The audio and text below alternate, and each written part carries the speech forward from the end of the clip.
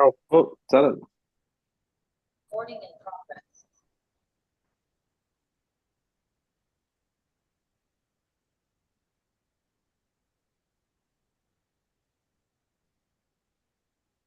Good evening all and very warm welcome to all. On behalf of AAA, myself Dr. Supriya Kulkarni, Secretary of AAA, welcome you all. For this today's webinar, Anesthesia Update, we have renowned anesthesia practitioner as a moderator, Dr. Gayatri Madam, Head of the Department, Government Medical College, Dr. Balaji Asegavkar sir, past President of SAMS and renowned practitioner of Chhatrapati Sambhajinagar, Dr. Deepak Gayal sir, senior most anesthesiologist and freelancer, and Dr. Bhale sir, Head of the Department, MGM Medical College and Hospital. I welcome you all, sir. I request President of AAA, Dr. Vasanti, to deliver her welcome address. Good evening, one and all. On behalf of AAA, I welcome you all in today's webinar, which is jointly organized by AAA and SAMS. Today's topics are not of one theme. Instead, it is a mixed bag of different topics. But I sincerely hope that one can take home at least some important points that will be useful to us in future patient management. I also want to make an announcement of an important activity, one of its kind, that we are going to conduct on 27th April, that is in next month, and that is Masterclass on Focus. This activity will be jointly organized by AAA and Critical Care Society, ISCCM, Chhatrapati Sambhajinagar branch. Renowned faculty are coming for this masterclass, and since we will be restricting the number of participants to around 60, I request to those who are interested in Focus to register at the earliest. The details of this activity will be shared on the group soon. Thank you. I hand over the mic to Supriya. Thank you, Vasanti. Our SAMS office bearer yet to join. I request Dr. Balaji Asegavkar sir, past President of SAMS, to share his views.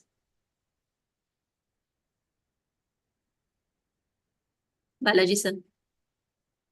Balaji, unmute kara Balaji. Thank you, madam, for inviting me to moderate this session. And this is a unique idea of SAMS to give responsibility of one city branch to arrange academic activity so that even a local talent get a good platform. And as AA is one of the active branch of Maharashtra State Chapter, you are holding this activity. So I congratulate AA for arranging this activity, and I wish best luck to all the speakers. Thank you very much. Thank you, sir. So without any further delay, we will proceed for our today's webinar, that is Anesthesia Update. I request all the moderator to chair the virtual dais. Pre-anesthesia evaluation is the first step towards the successful anesthesia and surgery. The main goal of it is to identify, assess the potential risk associated with our anesthesia as well as the surgical procedure, and decide our personalized anesthesia plan. So we all are doing this day in and day out, and we are learning various things from it.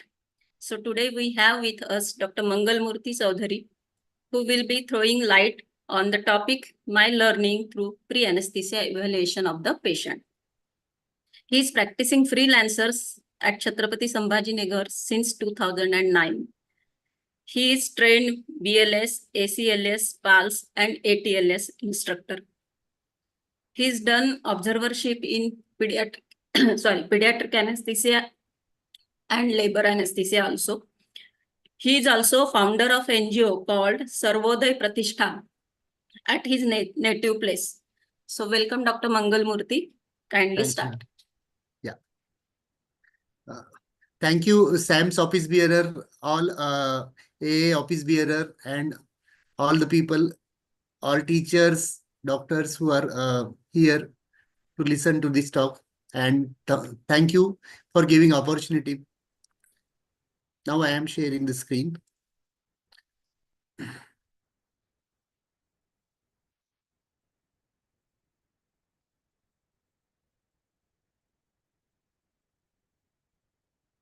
My topic is my experience of pre-anesthesia evaluation. Experience teaches us that it is much easier to prevent an enemy from posting themselves than it is to dislodge them after they have get possession. Everyone is giving anesthesia day in and day out. So everyone is getting experience. Now I am sharing my experience here. And it is said that prevention is always better than cure. So pre-anesthesia fitness or pre-anesthesia evaluation is the first step to do prevention. I will present few of my cases, and as per timeline, I will follow the timeline. So first case is I am in my 4th year of practice. 45-year male patient, engineer by profession, medium build, BMI 25. He had a road traffic accident, maxillofacial fracture, posted for open reduction internal fixation. His lab, ECG, other investigations are normal. He is hypertensive, but it is controlled on single antihypertensive since last 2 years. He is ASA2. So we have done his case under general anesthesia with nasal intubation as per our routine case. So once surgery is finished, I have given reversal. Patient is awake, fighting on tube. His vital are stable, respiration is normal. So I extubated the patient. Within 2 to 3 minutes, patient become apneic. SpO2 started dropping to below 60%. He is not responding to DPS. I reintubated him orally immediately and ventilated for next 3 to 4 minutes. Again, patient become awake. He started fighting on tube, vital stable, respiration normal. So thinking that on previous time, I may have done early extubation. So now as patient is fulfilling all criteria of extubation, wide awake, so I again extubated him. Again, the same scenario, same sequence, patient desaturated within next 3 to 4 minutes. Again, he is not responding to verbal command. So again, I reintubated the patient. Now, after 3 to more minutes, he is again started obeying the commands. Now I kept quiet. I thought I should explain this to patient and his relatives. So I decided to talk to relatives. I told patient to keep quiet. I went to relatives to take proper history to look whether any history is missing. When I told the event to relatives and asked his son regarding history of patient's sleeping habit, he told me that his father is heavy snorer. He can't sleep without 2 to 3 pillows below his head, and even he feels sleepy at daytimes too. So I got the clue. He is a case of obstructive sleep apnea. So diagnosis is obstructive sleep apnea, and he is getting apneic episode while lying supine on operation table. So important point to learn here is as he is not obese. So I forgot forgot the history to ask regarding snoring. So I planned this patient to extubate this patient in ICU in propped up position and CPAP ready, standby beside the patient. So I informed our intensivist and extubated patient as per plan in ICU. So lesson learned from this is always ask the history of snoring to rule out OSA in each and every patient, whether he is obese or not. It is not necessary that obese only are snorer. Another case, while transition from our residency days to practice, some funny thing happens. During residency in pre-anesthesia fitness OPD in government medical college, we need to evaluate many patients. So I used to directly start bombarding questions without without giving time to patient just to finish the workload. I continued this style of practice in initial days of my private practice. So one fine day, while doing pre-anesthesia evaluation, a gentleman sitting in side room of operation theater waiting for me for doing pre-anesthesia evaluation. I asked him question, but he looks to be reluctant to answer my question. So I observed that I have not introduced him about myself and my intention of asking questions. And I have taken him granted that he knows me, as this is common scenario in our residency days. We evaluate patient in pre-anesthesia OPD. Here, I am evaluating patient in operation theater in side room, and there are multiple people, sister, other staff, and he don't know who I am and why I am asking questions to him. So from that day, I always introduce myself to all the patient. My routine style of introduction is when I reach to patient in private practice.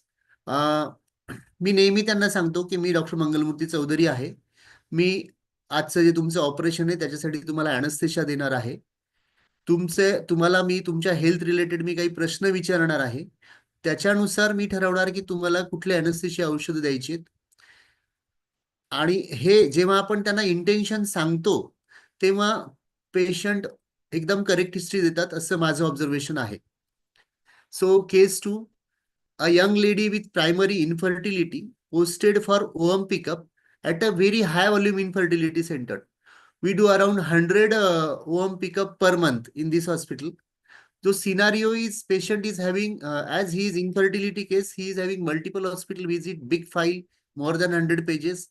So I checked only important details pertaining to our anesthesia and started the case. So we used to do these cases under short GA. With patient on spontaneous respiration with Hudson mask.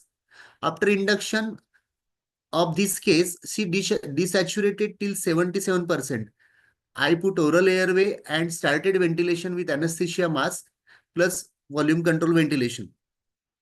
Still, the patient saturation is between 75 to 85. So I decided to intubate the patient. After intubation and ventilation, SpO2 is normal. So I told surgeon to proceed. So after completing or in between the surgery, surgeon remember that she was having some respiratory issue and they have consulted that patient to physician prior, but she forgot that history to tell me. Then I again looked to the file. In multiple pages of infertility, I found one page where the physician has written that she is having bronchiectasis, which surgeon already knows. And there is one page, history page, where all the important data is written, and surgeon didn't mention this finding, main finding on that history page. So what I learned from this case is read each and every page of file, whether it is a big file or short. Don't cut short because you may land up in emergencies. Just I landed. Make a protocol-based practice at a high-volume center to avoid such a scenario. And we can add additional safety measure by adding patient declaration form before giving anesthesia, filled by RMO or nurse, and add a physician fitness. So in one of my hospital, we are using this patient declaration form. This form usually hospitals resident medical officer RMO or senior nurse fill this form. So म्हणजे एक patient 2-3 scrutiny मधून गेला, म्हणजे आरएमओनी भरलेला हा form, त्यानंतर physician fitness form, नंतर तुमच्या सर्जनच्या नोट्स, याच्यामध्ये बऱ्याच गोष्टी तुमच्या पकडल्या जातात. तिथं आपल्या काही जे मेजर रिस्क फॅक्टर ते सुटण्याचे चान्सेस कमी होतात. नंतर अजून एक इंटरेस्टिंग केस आहे. माझ्या पुतण्याची सर्जरी होती 8 years ago. He is 4.5 years old. He is posted for hypospadias single stage repair surgery. So pediatric surgeon was my close friend, and I have full freedom of anesthesia and other things. So I involved my another anesthesia colleague as a partner for delivering safe anesthesia to this kid. So I have given caudal along with deep sedation, and surgery underwent uneventfully. what I experimented here and what I found to be that हा patient माझ्या घरचा असल्यामुळे मला माझ्या वहिनी आणि भाऊ यांचं माइंडसेट प्रिपेअर करणं गरजेचं होतं. ते मी केलं बिफोर सर्जरी. नंतर पुतण्या 4.5 वर्षाचा होता, त्याला सगळ्या गोष्टी कळत होत्या, म्हणून मी त्याला असं विचार केला की त्याला बेसिक जर आपण प्रोसिजर विषयी थोडं सांगितलं तर तो आपल्याला जास्त कोऑपरेट करेल. त्यामुळे मी त्याला सर्जरीचे सर्व डिटेल्स, म्हणजे ऑपरेशन थिएटरमध्ये तुला घेतलं जाईल, तुला हाताला लावलेली ही प्लास्टिकची जी सलाईन आहे त्याच्यामधून औषध दिलं जाईल, त्याच्यातून तू झोपी जाशील, त्यानंतर सर्जरी तुझं आपण सुसूची जागाची ट्रीटमेंट करणार, ती चांगली होणार, तिथं पट्टी लावलेली असेल, त्यामध्ये 10 दिवस नळी असेल म्हणजे फोलिस कॅथेटर. त्याच्या लँग्वेजमध्ये ह्या गोष्टी जेव्हा मी एक्सप्लेन केल्या तेव्हा ही कोऑपरेटेड व्हेरी वेल. आणि त्याला आम्ही थोडंसं गिफ्ट्स किंवा हे पण दाखवलं लालूच की बाबा तुला पुढचे 2-3 दिवस तुझे एकदम हॅप्पी जाणार आहे, तुला गेम्स खेळायला मिळतील, मोबाईल पाहायला मिळेल. तर हे सांगितल्याने काय झालं, सर्जरी एकदा अनइव्हेंटफुली झाली आणि माझी फॅमिली हॅप्पी होती, तो हॅप्पी होता आणि तो कम्फर्टेबल होता. आणि इथून मला एक काय लक्षात आलं की ही जी प्रॅक्टिस आहे, स्टाईल ऑफ वर्किंग आहे, ही आपण इतर पेशंटला वापरू शकतो का? तर मी since then I started explaining this procedure to all pediatric patient and even some adult, the basic information about their surgery post-op period while doing pre-anesthesia evaluation. And what I found is patient looks more confident and comfortable after explaining this. And this boosts the OT atmosphere too. Another important benefit is all OT staff and surgeons are happy because of the atmosphere, because kids don't cry. He come comfortably to operation theater. And when kids get clear information, they are relieved and they feel that they have respected. So 80 to 90% of kids keep the atmosphere cool in post-op room too, because of pre-op counseling. So I also used to explain to parents that kids don't know much about surgery and its complication. म्हणजे लहान मुलांनी जर आई वडिलांना रडताना पाहिलं तर ते त्यांनी कधी पाहिलेलं नसतं, ते त्याच्यासाठी फार वेगळंच असतं. त्यामुळे कृपया आई वडिलांनी लहान मुलासमोर रडू नये, हा पण एक पॉइंट मी नेहमी ऍड करतो. ही एक आम्ही म्हणजे रुटीनली मी लहान मुलाला एक्सप्लेन केल्यावर ते असे हॅपी ओटी मध्ये येतात. मी आता 4 दिवसापूर्वी घेतलेला सेल्फी आहे. हा 5-6 वर्षाचा मुलगा एकदम हॅप्पी आहे before induction. So learning lesson is be empathetic and always explain everything to the kid. मी माझ्या पेडियाट्रिक सर्जरी प्रोटोकॉल इथं मेन्शन केलाय. त्याच्यात सर्वात महत्वाचं की plan your anaesthesia before taking patient to OT. Planning everything and write it down on page, which number of endotracheal tube you are going to use, where you are going to fix, then ventilatory setting, loading all drug.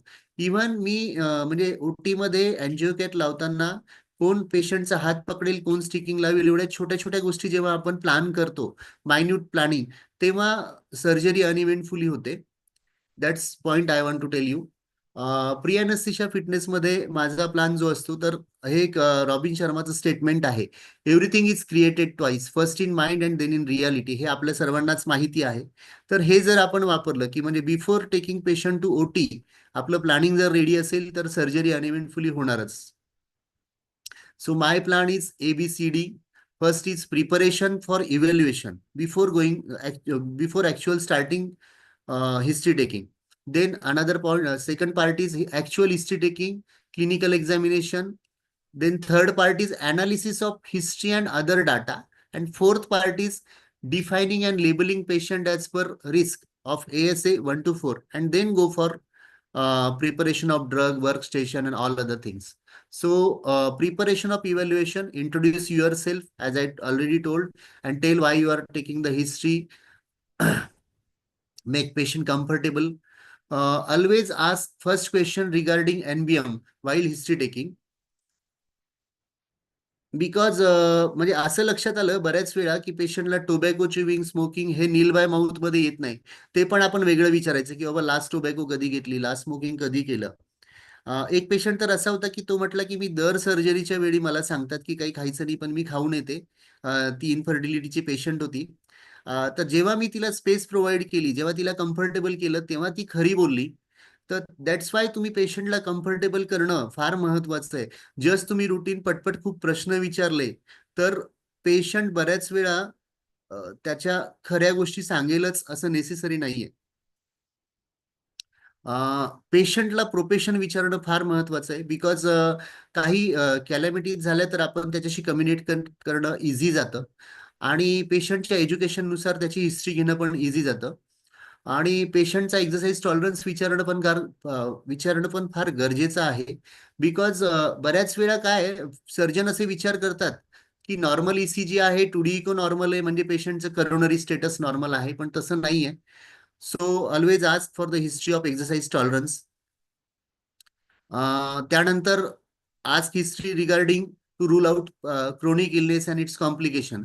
हे आपण just like intensivist head to toe analysis करा, neurologic disease, obesity, difficult intubation, thyroid, respiratory disease, heart related disease, diabetic, liver, kidney and all other things. So history of past surgery and anaesthesia यामध्ये बऱ्याच वेळा माझं finding असं आहे की पेशंटला जेव्हा आपण विचारतो अगोदर काही सर्जरी झाली का, तर ते नाही म्हणतात.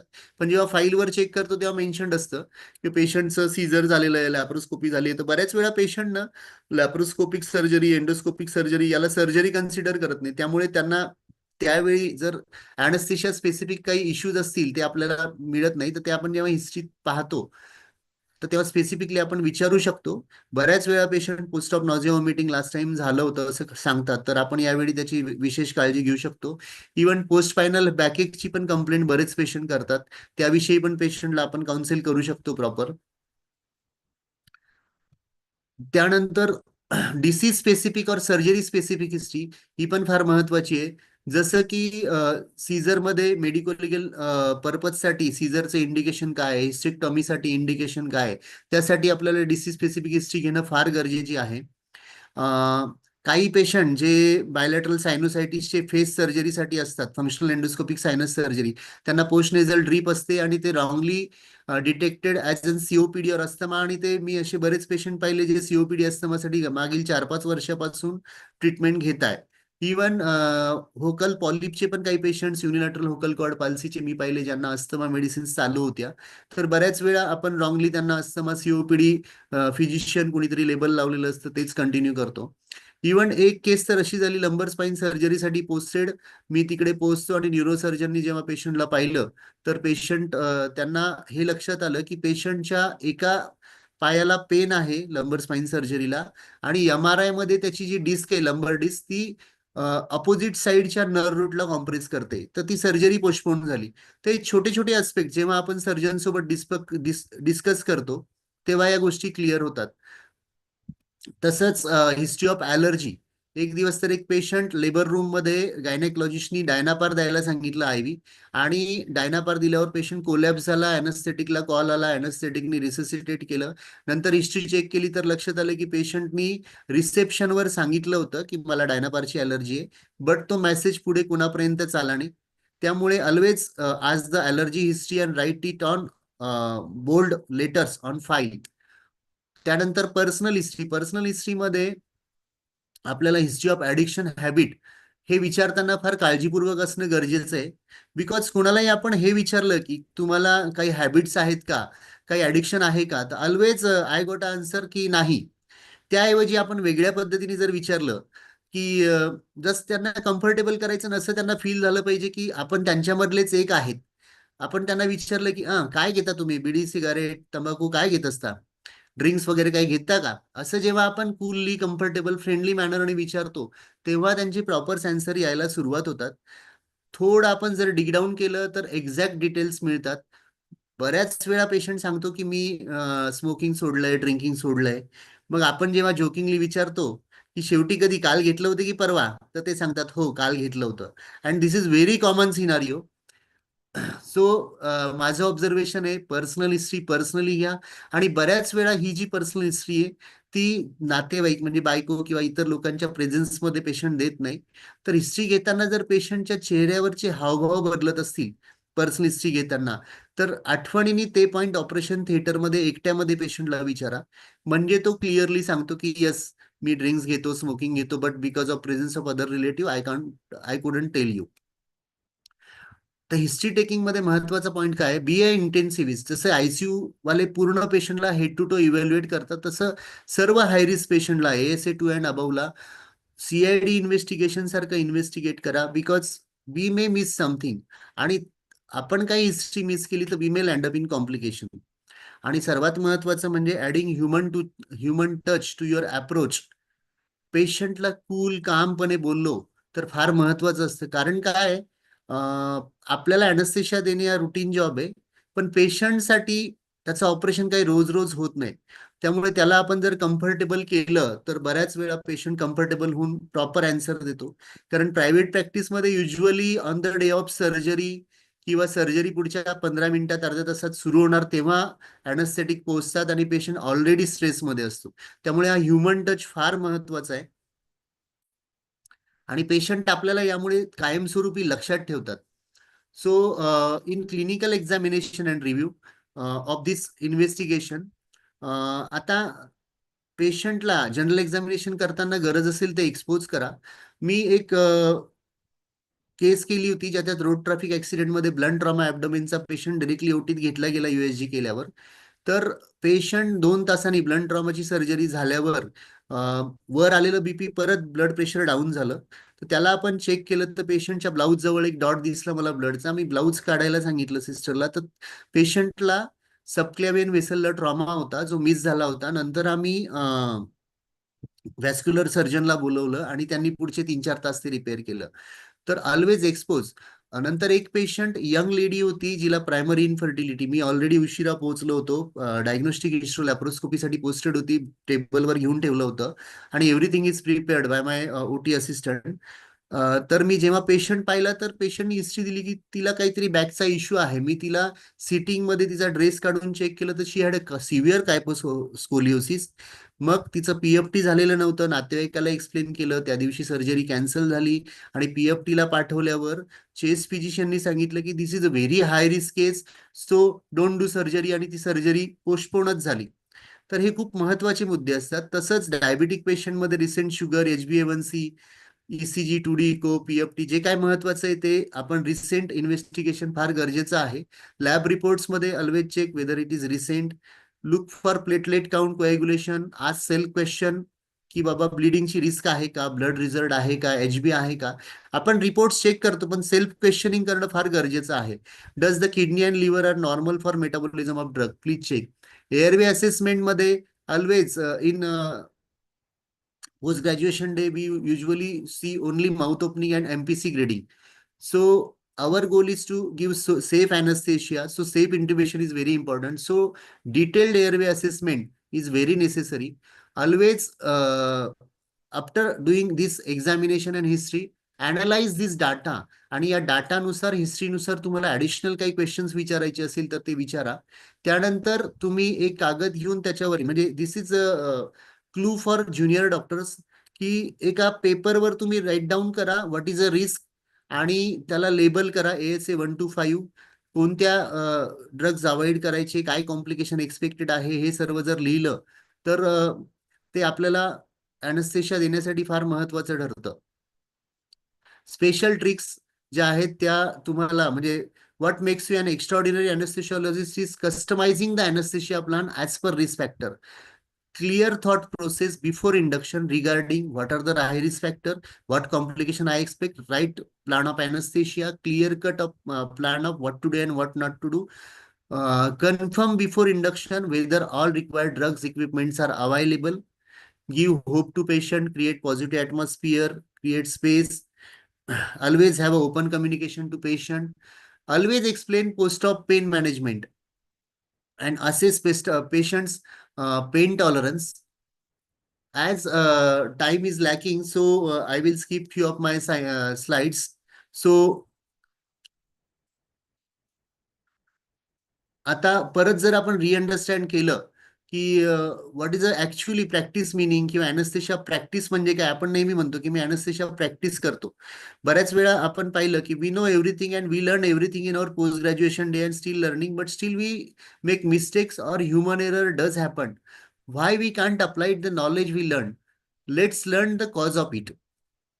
Knowledge isn't power until it is applied. Dale Carnegie, his statement.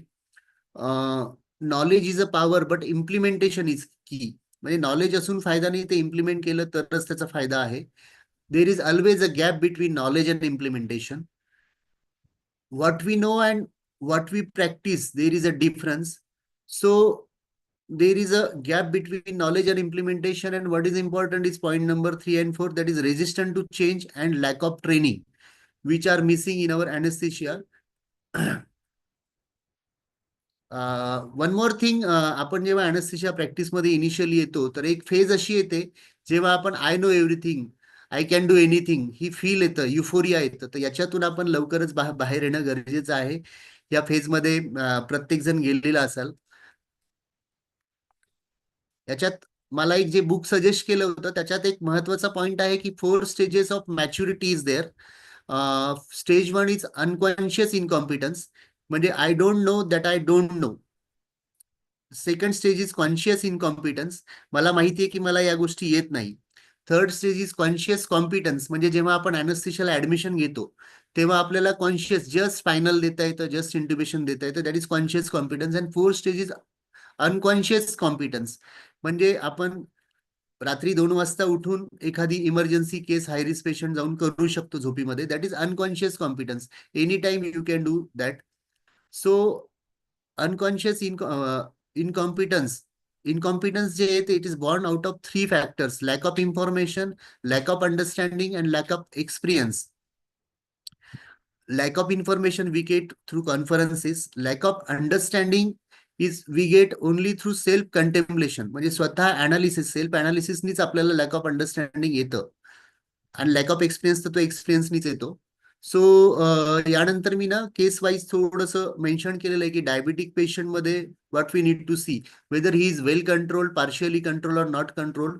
We need to see त्याचा डिसीज लॉंग टर्म आहे का शॉर्ट टर्म आहे, त्याला मग त्यानुसार काही कॉम्प्लिकेशन आहेत का.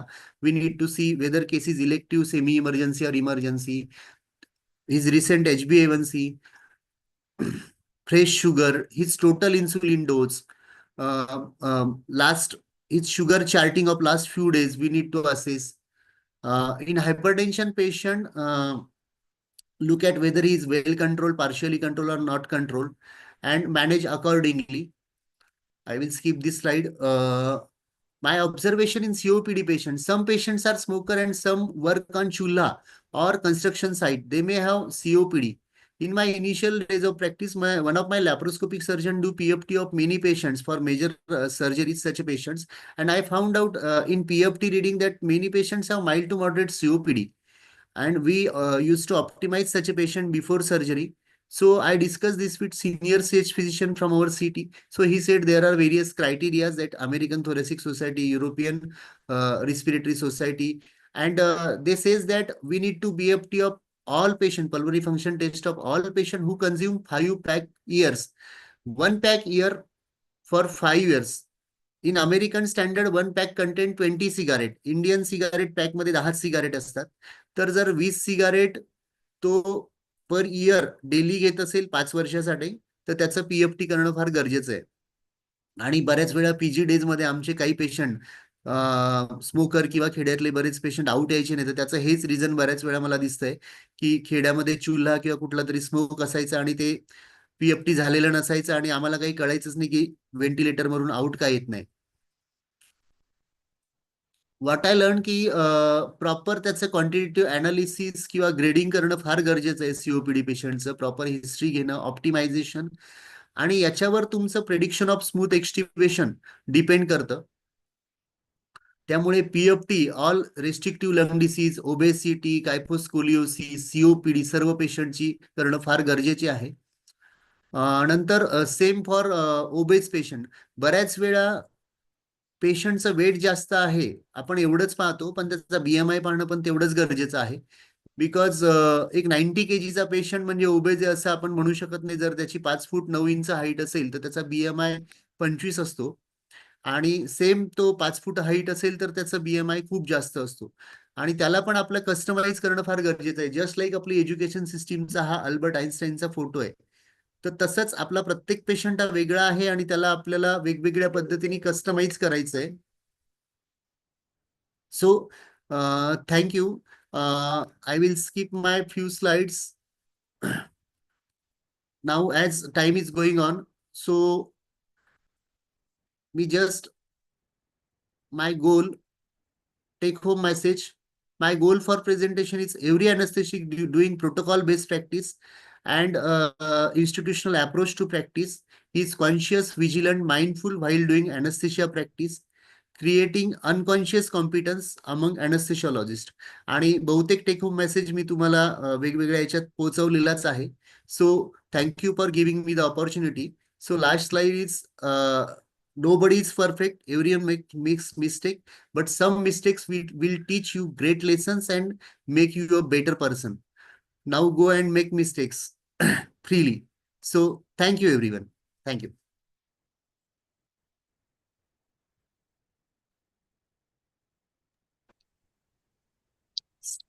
Thank you, Dr. Mangalmurthy. It was really a nice presentation. The case scenario was very well, though it was too long, Yeah, but very nicely presented. thank you. Now the forum is open for the discussion. Before discussion, I would like to welcome Dr. Anita Nete ma'am, our President SAMS, and Dr. Rajesh Tagadpalli sir, Secretary of SAMS. Welcome ma'am, and welcome sir. I request. Thank you. Thank you, madam. Yes, ma'am. I request Anita ma'am to share her views on today's webinar. Yes, in 2 minutes. Yes. Please continue the discussion. I'll log in from laptop. Okay, ma'am. Okay. Okay, now the forum is open for discussion. Just 5 minutes, then we will proceed for our next topic as time is lagging. Yes, Mangal, it's very important points you have raised. And I think pre-op and pre-anesthesia evaluation with maturity and sensitivity is very important. Our journey is from knowledgeable person to person with a wisdom. And to become a person with a wisdom, I think it requires a lot of experience, a lot of mistakes, and learning from all those mistakes. Thank you for doing good presentation. Thank you, sir. Thank you, Mangal. Yeah, thank you. I'll give a different aspect to this pre-anesthetic evaluation. Yes, of course, we can reduce the perioperative complications, but the another aspect is we can reduce the cost of treatment. That is the shortening of the hospital stay and then also the reduction in the cancellation of the surgeries. So ultimately satisfaction to the patient as well as to the surgeon. And one more question is there regarding the PA documentation. I'll definitely uh, submit one thing. I want to do one submission. That is, whenever you do PAE and advise few investigations, make it sure that the next day morning when you take the patient, you just document on paper that you have noted the investigations which has been advised by you on the previous day, because we have seen many negligence cases where we see that the things were advised but not noted by the anesthesiologist on paper. So the documentation is very necessary. That's what I feel. And very good presentation, definitely very important topic. Thank you. It was excellent presentation, Mangal Murthy. Yes, sir. I suggest that there is a detailed pre-operative evaluation of the patient can contribute to reducing mortality and morbidity. There are various risk indices and validated scoring, just like revised cardiac risk index, child plug criteria. We should calculate them using pre-operative parameters. We should identify the patients who are vulnerable for the complications. And any individual who is going for surgery should be optimized preoperatively. And special consideration should be given to patients with comorbidity and multiple drugs and undergoing high-risk surgeries. In MGM, we are following all protocols and guidelines. What you have said, it is very true. We must follow the protocols. Anesthesia, pre-anesthetic evaluation records must be followed. Very good presentation, Mangal. Yes, sir. The slide with the child was sums up your approach to anesthesia practice. Communication and compassion is the key for pre-op evaluation and management in total of a patient. Thank you so much. Yes, thank you. Thank you all the moderator for your valuable notes. Now we'll proceed for our next topic. So pre-anesthesia evaluation is over. Now we are planning for anesthesia. But many times we are in dilemma whether to use opioid or not. If not, will I able to provide adequate analgesia during the procedure and after the procedure? And if I use the opioids, will I able to avoid the side effects of opioid? So many queries in our mind. So to get this clear, we have with us Dr. Neha Sonnekar. She will be talking on opioid-free anesthesia. She is assistant professor at R.K. Damani Medical College and Dr. Hedgewar Hospital at Sambhajinagar. I must say young and dynamic anesthesiologist and interested in doing innovation and research in anesthesia. Over to you, Neha. Thank you, ma'am. Thank you for this opportunity, AAA and SAMS. And I will go to the slide.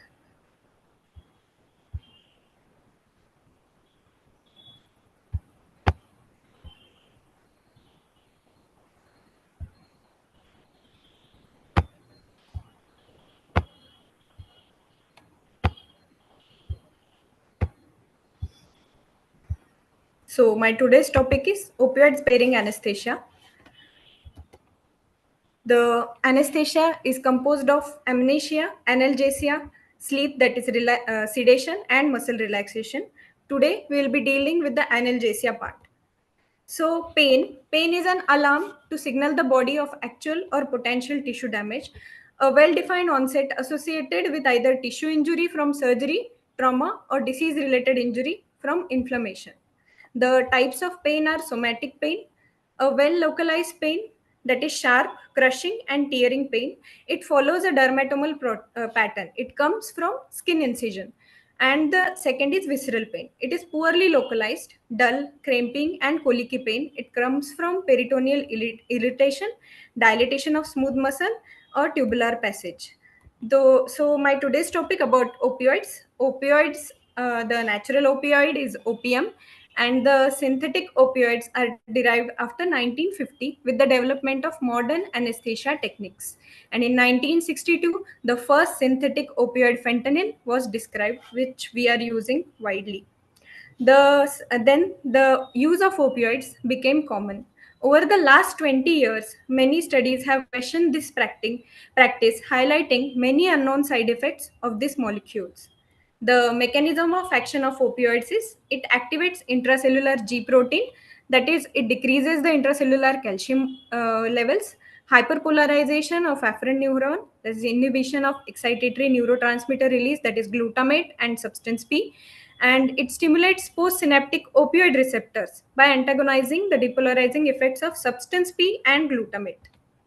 The opioid receptors are mu receptors, delta receptors, and kappa receptors. Mu receptors, which are responsible for analgesia, changes in smooth muscle tone, sedation, mood alteration, nausea, and vomiting. Delta receptors for colonic, decreases colonic transit time, and kappa receptors give central analgesia. So mu receptors and kappa receptors are mostly responsible for analgesia part. So why we use opioids? It gives a safe intraoperative profile, minimal cardiac depression, hemodynamic stability, blunting of pain transmission, analgesia, and little sedation. If opioids are this good, then why we want to avoid opioids? Because of their negative side effect profile, that is respiratory depression. Patient may need post-op ventilation, nausea, vomiting, pruritus, urinary retention, gastrointestinal dysfunction. Opioid suppresses the immune response and they cause cognitive and sleep dysfunction. The main two reasons for to avoid opioid is increased risk of addiction post-operatively and increased risk of chronic pain while giving opioids. The increased risk of chronic pain, though they are analgesics, is called as opioid-induced hyperalgesia. The opioid-induced hyperalgesia is a state of nociceptive sensitization caused by exposure to opioids. The patient becomes more sensitive to certain painful stimuli. Patients have a prolonged period of hypersensitivity to pain, and it may occur even after a single dose of opioid. It is morely seen with ramifentanil than fentanyl. The opioid epidemic. The opioid epidemic is increase in opioid misuse and related overdose. The rising incidences of newborn experiencing withdrawal symptoms due to opioids. Opioid crisis and opioid epidemic began in USA and it is now spreading to Asia. Now, what is opioid-free anesthesia and how to give opioid-free anesthesia? It is a technique where there is no intraoperative, systemic, or neuraxial or intracavitary opioid is administered. It is not the total absence of opioid in the entire perioperative period, but use of opioid as the last resort and not the first in post-operative period. The benefits of opioid-free anesthesia are it gives stable hemodynamic intraoperatively, decreased risk of respiratory depression, prevention of chronic pain, which are all side effects of opioid. There is increased effectiveness of opioids when they are administered postoperatively, and decreased incidence of nausea, vomiting, pruritus, constipation, urinary retention, immune suppression, cognitive and sleep dysfunction, and enhances recovery after surgery. The indications are acute and chronic opioid abuse, opioid intolerance, morbidly obese patients with OSA and hyperalgesia, history of chronic pain, history of respiratory insufficiency, asthma, COPD, decreased postoperative pulmonary morbidity, allergy, anaphylaxis, and less analgesic requirement. आता सरांनी सांगितलं की morbidly obeys आणि ओएसएचा आपण आत्ताच example पाहिलं की पेशंटला रिइंट्युबेट करावं लागलं because of the it can be due to respiratory suppression because of the opioids. The contraindications for OFA is opioids allergy, disorders of autoimmune failure, cerebrovascular disease, critical coronary stenosis, acute coronary ischemia, heart block, extreme bradycardia, hypovolemic shock, polytrauma patient, acute bleeding with significant blood loss, elderly patients on beta blockers, and ASA4 patients. Now, how to give opioid-free anesthesia? तर दोन method आहेत. एक तर आपण peripheral sensitisation block करू शकतो किंवा central sensitisation block करू शकतो. पेशंटला वेट बेस्ड डोसिंग देऊ शकतो according to ideal body weight और ऍडजस्टेड बॉडी वेट और combining regional anaesthesia with multimodal pain regimen. The management of peripheral sensitisation. Peripheral sensitisation साठी पेरिफेरल नर्व ब्लॉक देऊ शकतो, lignocaine infusion, steroid, dexamethasone, cannabinoids and NSAIDs.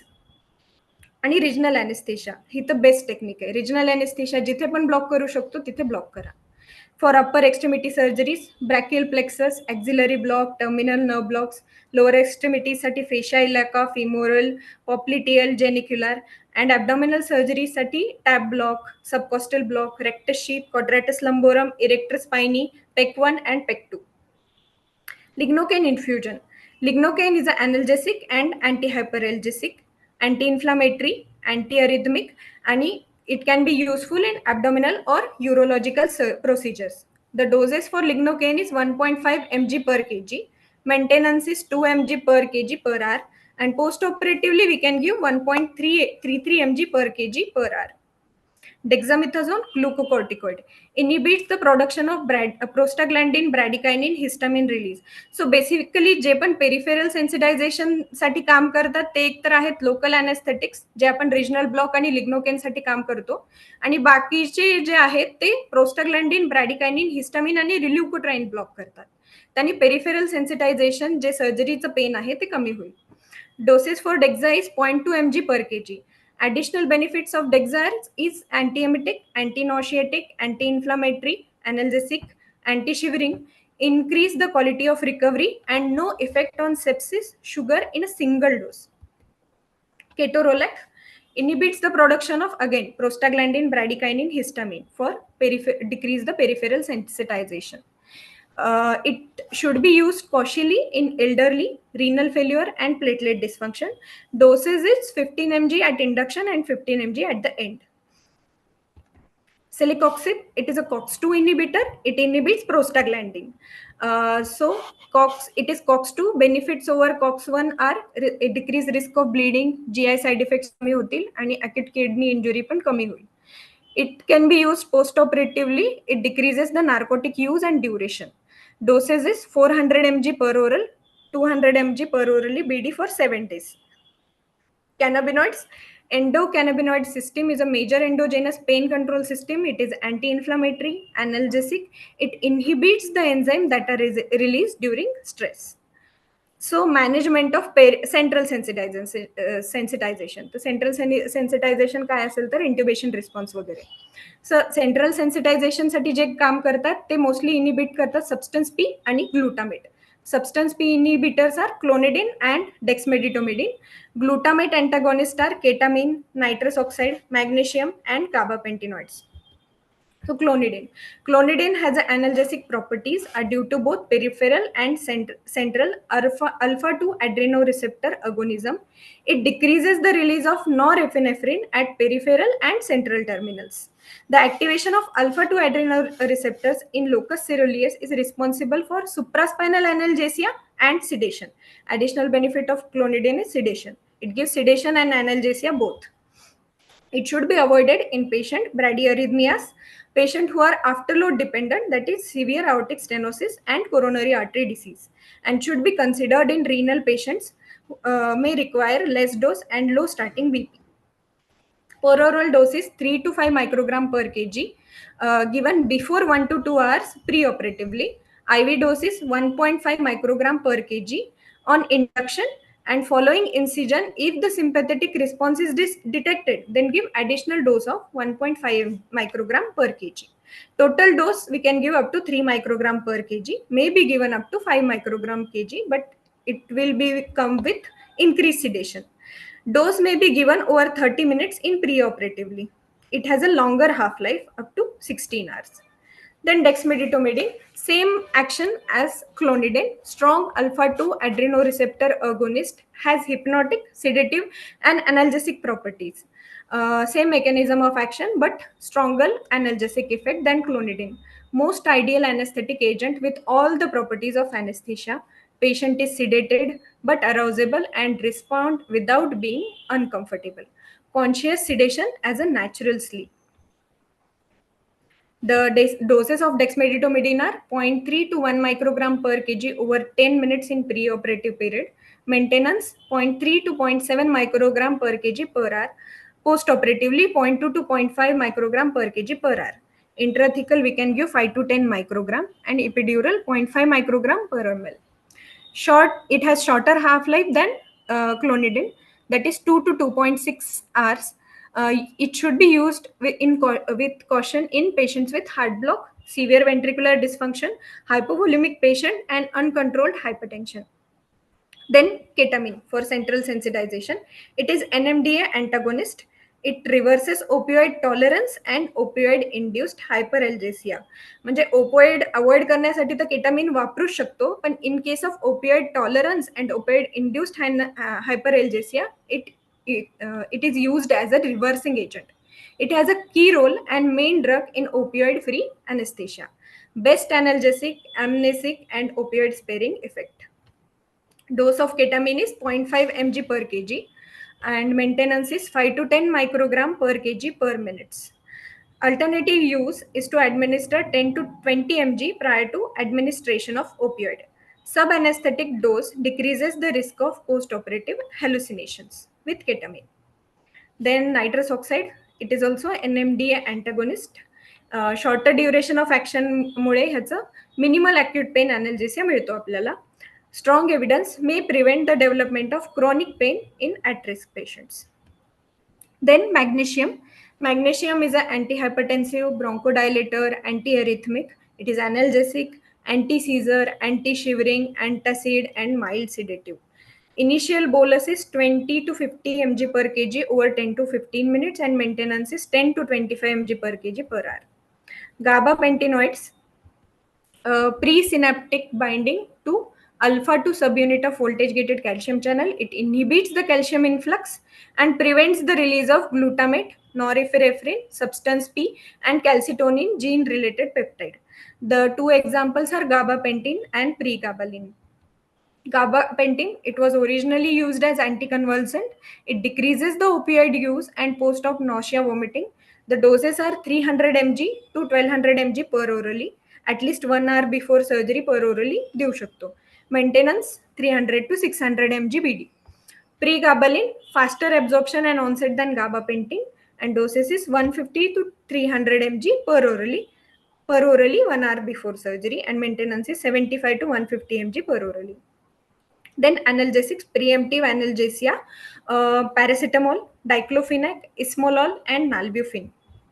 Paracetamol, it is used as preemptive analgesia, has an opioid sparing effect. Doses are 1 gram per orally IV and 1 gram per orally or IV 6 to 8 hours. It is excellent adjuvant in pediatric opioid-free anesthesia.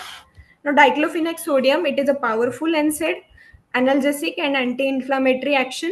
It is always given before surgical incision to inhibit prostaglandin receptors. Best given in single dose of 1.5 mg per kg IV slowly. Maximum is 150 mg. It should be avoided in renal, hepatic, pulmonary failure, and heart failures.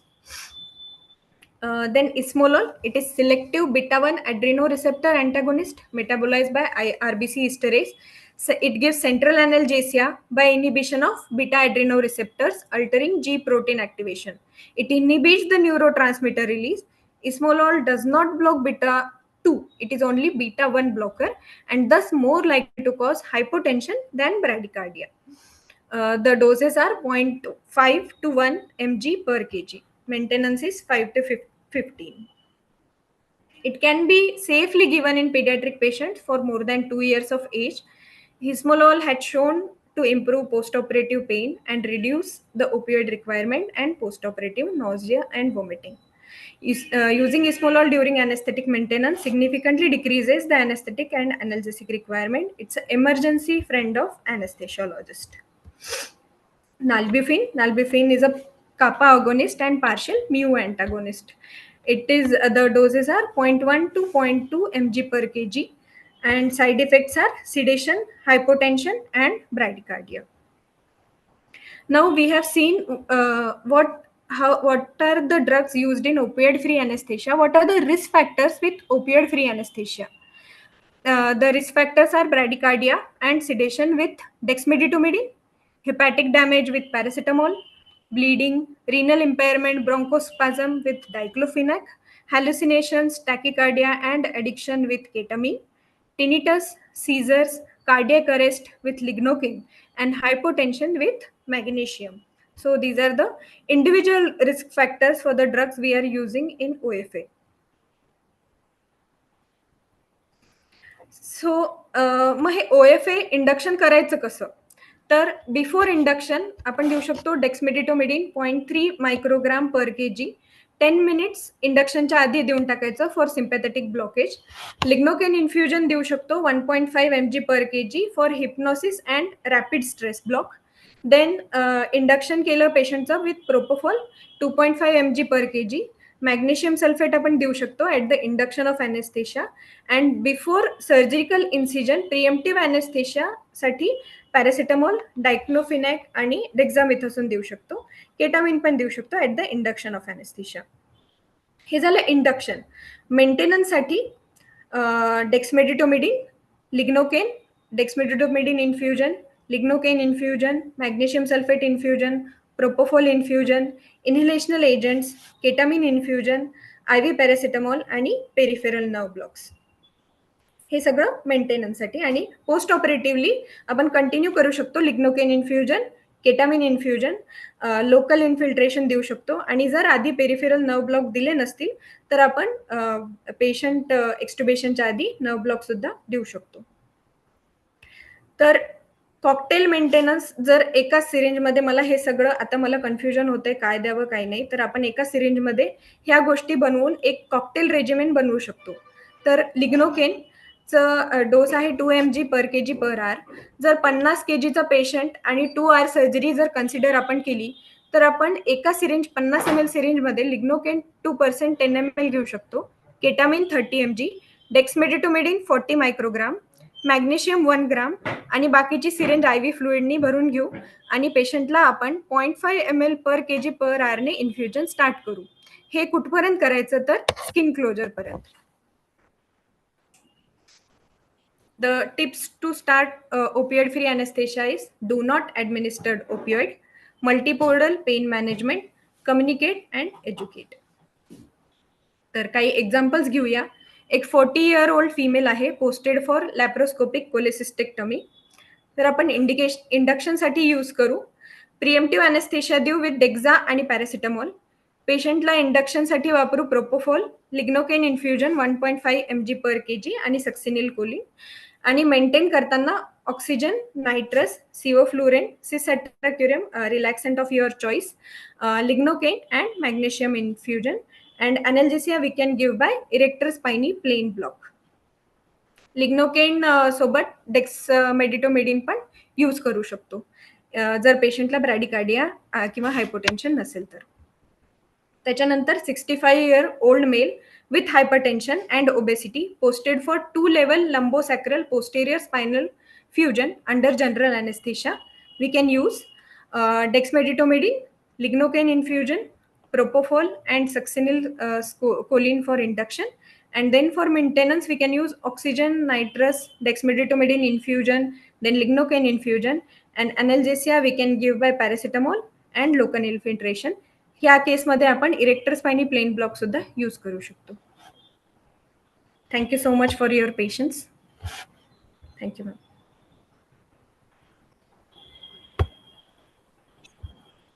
Thank you, Neha. It was a very nice presentation. So many queries got cleared with your presentation. Now the forum is open for the discussion. Before that, I request Dr. Anita ma'am to address our today's webinar. Good evening, Dr. Supriya, and I must congratulate AAA because they are taking this forward and are using the SAMS webinar platform and conducting webinars. It's a very important topic. History to taking PAC is extremely important and mostly neglected. I mean, we just take it granted that okay, history तर घ्यायलाच पाहिजे. History घेण्यात काय विशेष शिकायचे. But it is so important, and Dr. Mangalmurthy has covered the whole gamut. And he has very importantly told that how you should yourself go and talk to relatives, because even I have faced multiple problems like this. Once I took, I want to just share in 2 minutes. Once I took history from the father of the child, and the child was a cleft lip palate patient, and the father said that no, the child has no problem. And on table, I found out that the child has phallus-tetralogy. The child had cyanotic spells which the father was absolutely not aware. And you know, some of these fallows are, they don't have murmur at rest. So after induction, when the child became ultrasynose, that time the child had fluent murmur. And this was missed by one pediatrician. So the history has to be taken so carefully from the mother, because sometimes the father also is unaware of what the child is having. So Dr. Mangalmurthy, excellent session, and it's really, really important to have a proper PSC. And Dr. Neha, you have wonderfully covered the whole, actually a big topic of opioid-free anesthesia. And it's actually opioid-free anesthesia is the future, and or rather just one shot opioid intraoperatively and then no further opioids. So that many of us are practicing this way. So congratulations, Supriya Madam, for an excellent webinar. Thank you, ma'am. Thank you, ma'am. Dr. Rajesh sir, if you are here, can you say a few words?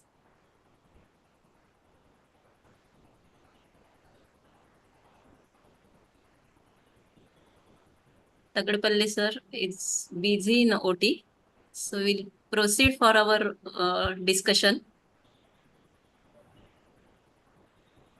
Tadwalkar madam. Very nice presentation, Neha.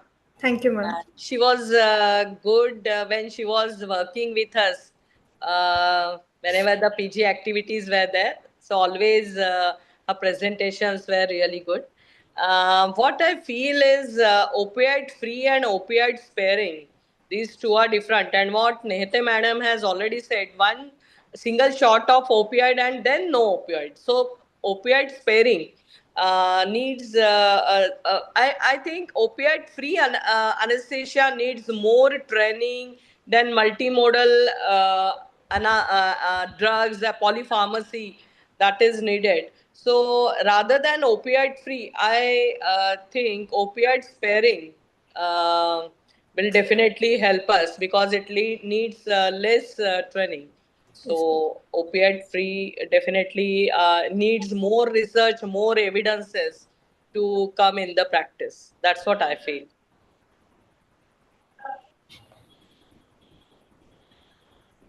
Balaji sir. Yes, madam. I also do agree with madam, and I think opioid-free anesthesia, there are multiple problems, specifically inadequate pain control in some cases. You have to use so many drugs to give the analgesia. That's a big problem, and all these drugs have side effects. Whatever you are saying, gabapentin or ketorolac and all, they have a lot of side effects. Then it is not suitable for all patients. All major surgeries, I think you have to be very specific surgeries where you can use opioid-free anesthesia. And as such, I do agree, opioids has got a side effects, but still I think it is one of the best agents or best analgesics that can be used. And one thing about what you told about cocktail regime is that when you mix multiple drugs who has got a different pH at their potency is different at different pH, and when you combine them, I'm a little bit doubtful about their effects and their potency. So we may be under false impression that we have given adequate analgesia, but that may not be happening. So I think it's require a lot of experience, and you have to be very selective in patient selection, case selection, and then you can use. Definitely, it's a future. People are talking, people are performing cases, but it has to be, an anesthesiologist has to be extremely meticulous when you are planning opioid-free anesthesia. That is very, very important. Thank you, but it was a very nice presentation. Yes, Dr. Balaji. Yes, Dr. Balaji, that is definitely because the type of surgery and optimal time, these are very important if we want to practice opioid free. That's what I think, because all the multiple drugs we are adding. So definitely opioid sparing, I think will definitely have a better future than opioid sparing, opioid free. Want to comment about this. See what is happening in the West, why they are highlighting opioid free, because they have gone the other extreme. Means they used to do so much, give so much opioids, the patient control anesthesia, and left and right opioids in the post-operative period. In the house, they used to give. They used to give the PCA pump to the patient. In the house, they used to use opioids, and this has led to severe hyperalgesia and different problems of chronic pain in those patients. So actually, we are on the other end, other extreme. We haven't yet started using the very, let's say, potent opioids like remifentanil is just being available, and even fentanyl is not very frequently used. Morphine is not frequently used. So we are on the extremely other end of this spectrum, and intraoperative dose of opioid is actually a very good idea. So it is opioid sparing and not completely opioid free. So I think that that is a very good message talked by Madam and Balaji. It could be opioid sparing. Thank you so much for the feedback, everyone, and thank you so much for this opportunity.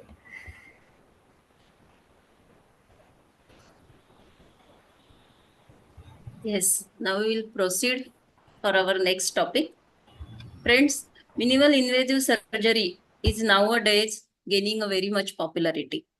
Due to its advantage over the open surgery, patients also demanding the same. Anesthesia for laparoscopic surgery is a skillful job, and that too in a pregnant patient requires a challenging scenario. So to throw light on this topic, we have with us Dr. Vasanti Kelkar. She is the president of AAA and professor at MGM Medical College and Hospital, Chhatrapati Sambhajinagar. She is trainer of BLS and ACLS instructor. She has profound experience of 29 years. She has more than 35 publications on her name. Her areas of interest are pediatric anesthesia, obstetric anesthesia, CPR, and medical education technology. So I request Dr. Vasanti to please proceed.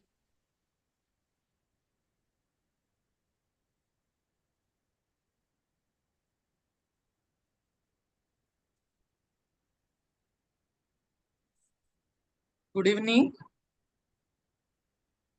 Today I am going to talk on anesthesia for laparoscopy in pregnant patients.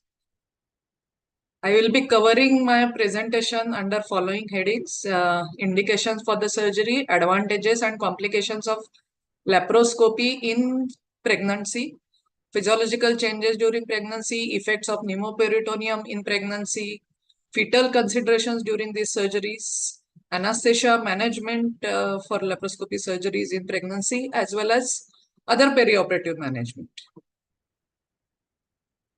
Non-obstetric surgery may be required at any trimester during pregnancy, and this carries the unique challenge of caring simultaneously for two patients, mother and a baby. Medical conditions requiring surgery in gravid women, they can occur.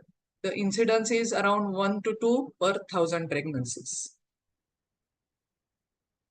These surgeries can be divided into 3 types. These can be elective, essential, or what we call it as semi-emergency and emergency. If the surgery is elective, one should delay it until the postpartum period.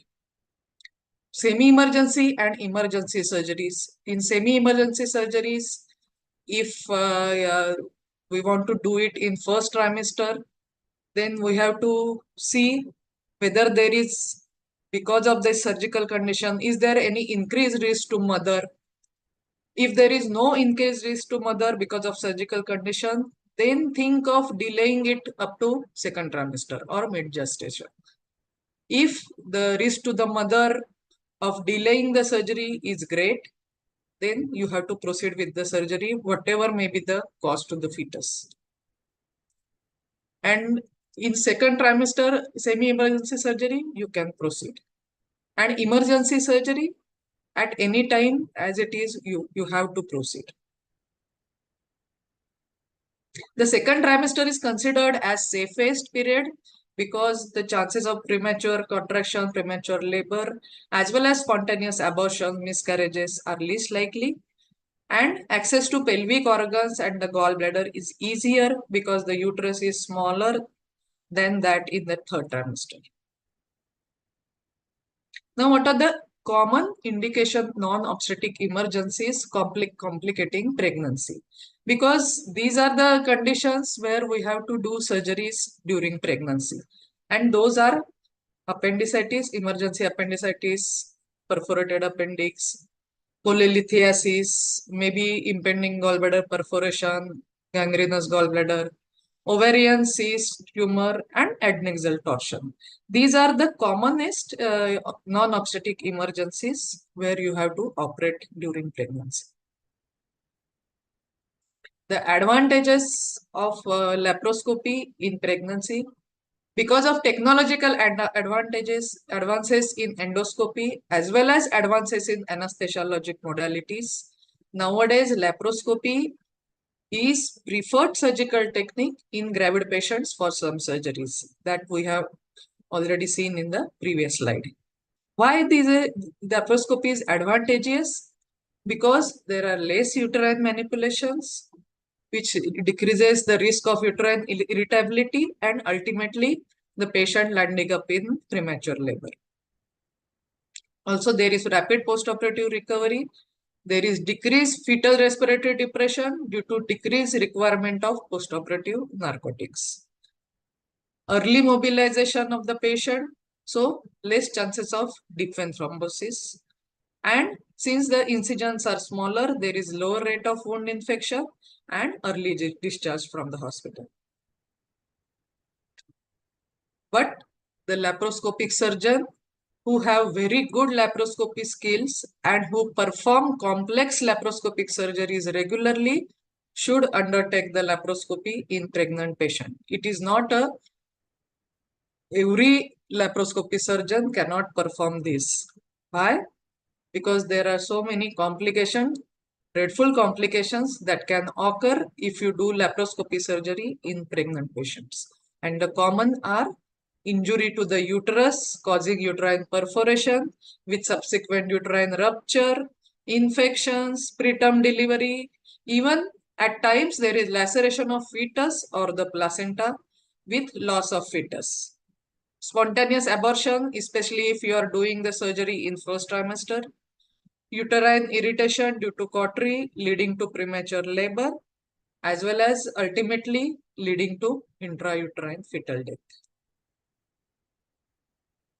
So coming to the anesthetic management, if at all you want to proceed with the surgery during pregnancy, you can't avoid, these are emergency surgeries. So how do you manage the anesthesia?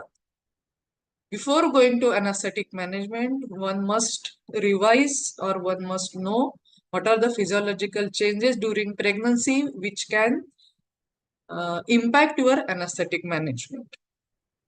In pregnancy, there is decreased FRC, increased alveolar ventilation, and maternal hypocarbia. There is less oxygen reserve, mother is prone for desaturation. Increased cardiac output to maintain placental circulation.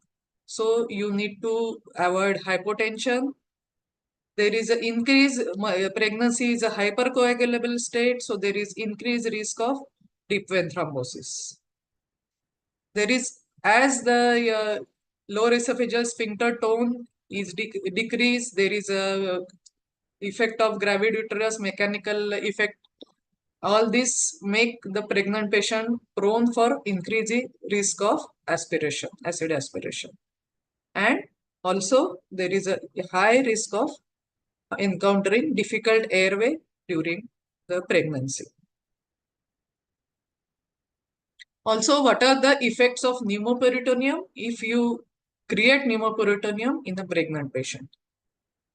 Sometimes the pneumoperitoneum and effects or physiological effects during pregnancy, they go hand in hand and lead to exaggerated effects. Like pneumoperitoneum and Trendelenburg position, there is hypoxemia and hypercarbia because both will cause upward shift of diaphragm, causing alveolar collapse in the basal alveolar collapse, decreasing the oxygen saturation.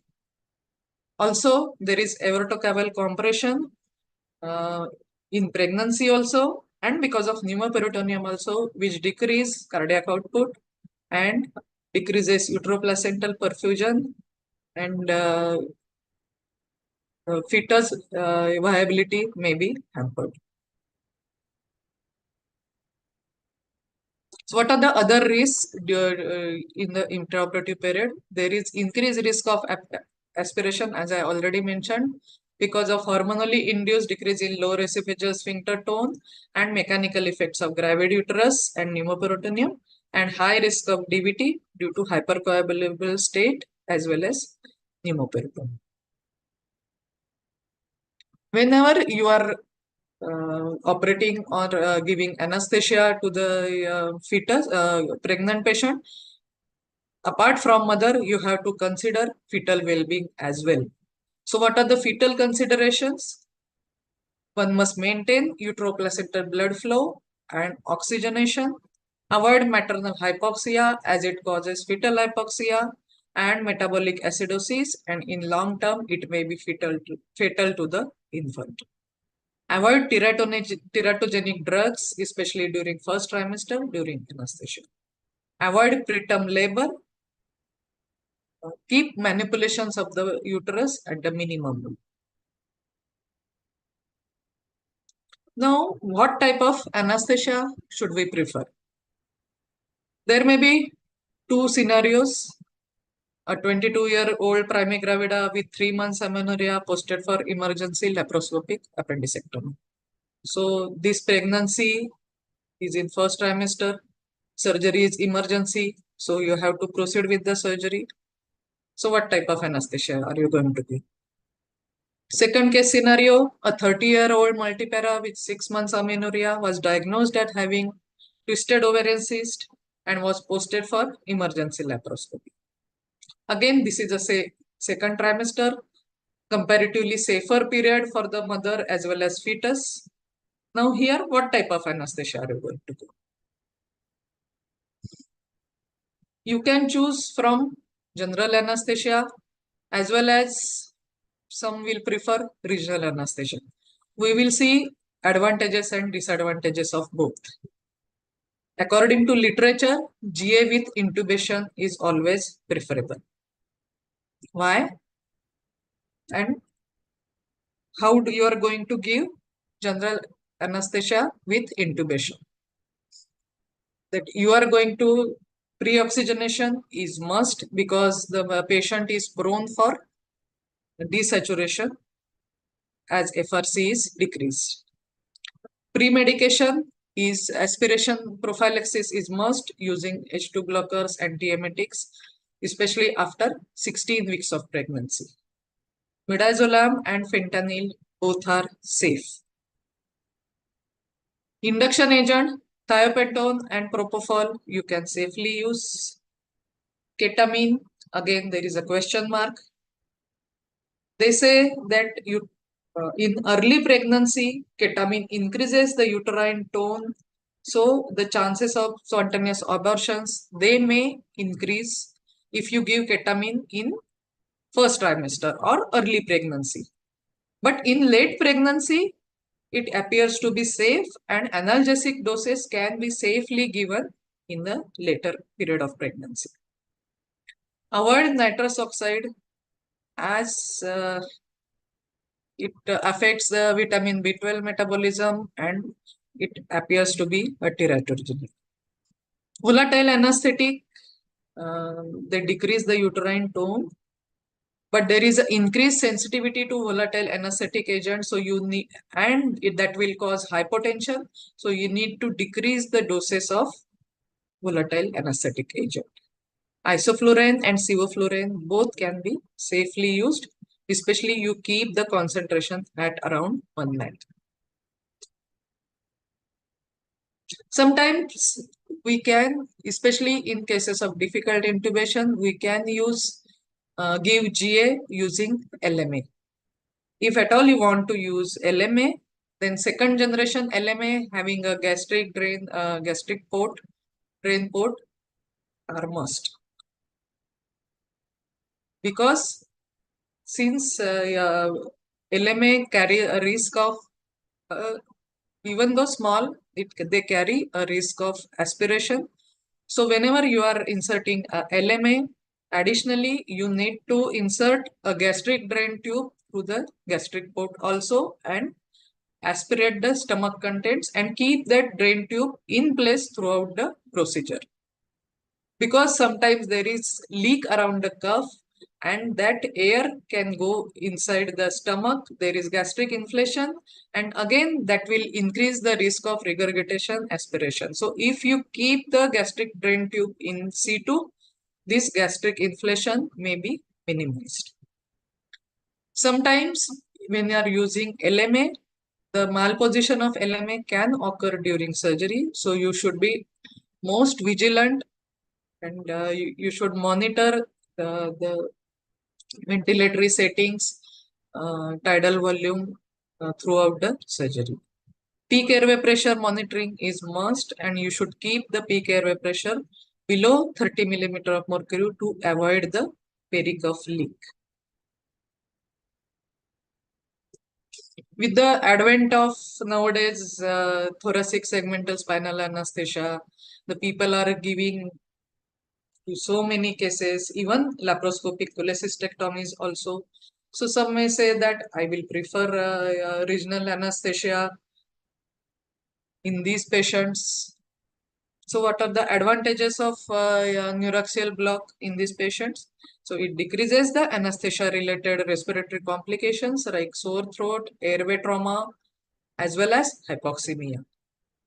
The major advantage is it decreases polypharmacy, so there is low risk of teratogenicity, less postoperative pain, and better cost benefit ratio. But it is not without complication, or the disadvantages of regional anesthesia are it can cause neuraxial block, can cause, especially spinal anesthesia, can cause hypotension, which decreases uteroplacental perfusion. So you need to avoid, by giving vasopressors, you need to avoid the hypotension. There is a risk of aspiration in Trendelenburg position. So you need to keep the reflexes intact. Avoid giving excessive sedation in association with this neuraxial blockade. Sometimes you need to convert it to GA due to patient discomfort, especially the shoulder tip pain, which is secondary to diaphragmatic irritation, and it is not blocked by spinal anesthesia because it is mediated by phrenic nerve. This can be decreased by use of adjuvants like fentanyl.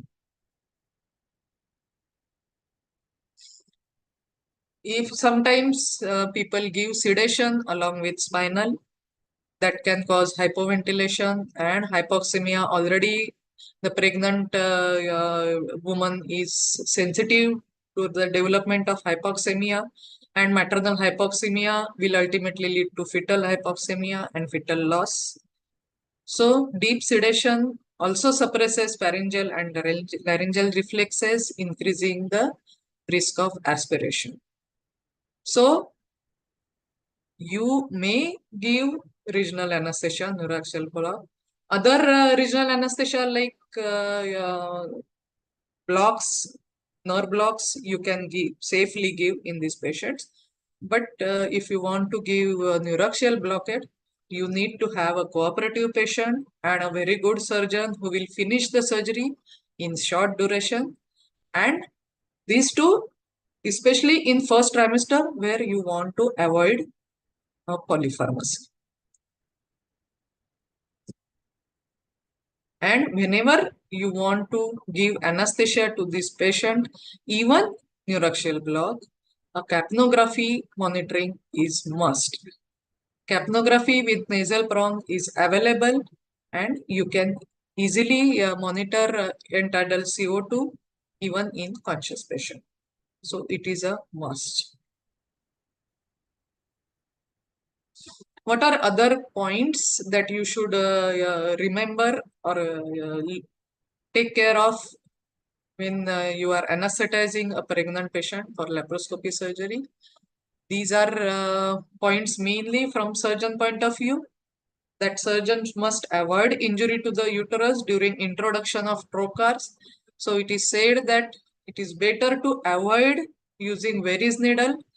Direct introduction of trocar under vision by taking a mini incision is preferable.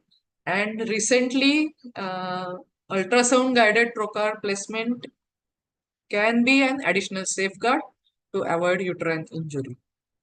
Also, the gradual creation of pneumoperitoneum is helpful to avoid sudden decrease in cardiac output and subsequent hypotension.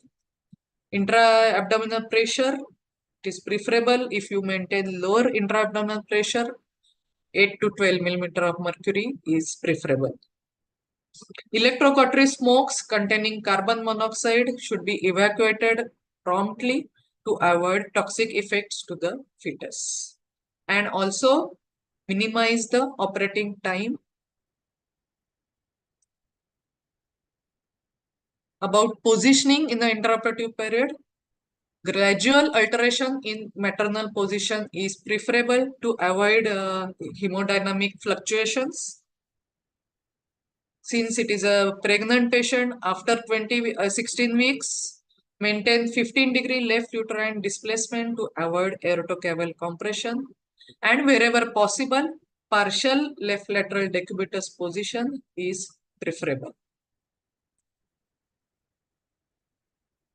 What monitoring you are going to do in the intraoperative period?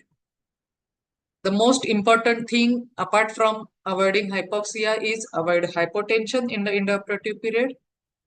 So you need to do continuous NIBP monitoring. If at all hypotension occur, it may be treated with either phenylephrine or ephedrine, as both are safe for use in pregnancy. Adequate hydration need to be maintained, and you need to monitor urine output. Confirm that you are maintaining the proper hydration. Continuous ETCO2 monitoring is must. As there is maternal hypocarbia, you need to keep ETCO2 between 30 to 35 millimeter of mercury. For this increased minute ventilation, you can keep the same tidal volume, but increase the respiratory rate, increase the frequency, and keep ETCO2 between 30 to 35 millimeter of mercury, slightly less than normal. Fetal heart Doppler ultrasound monitoring.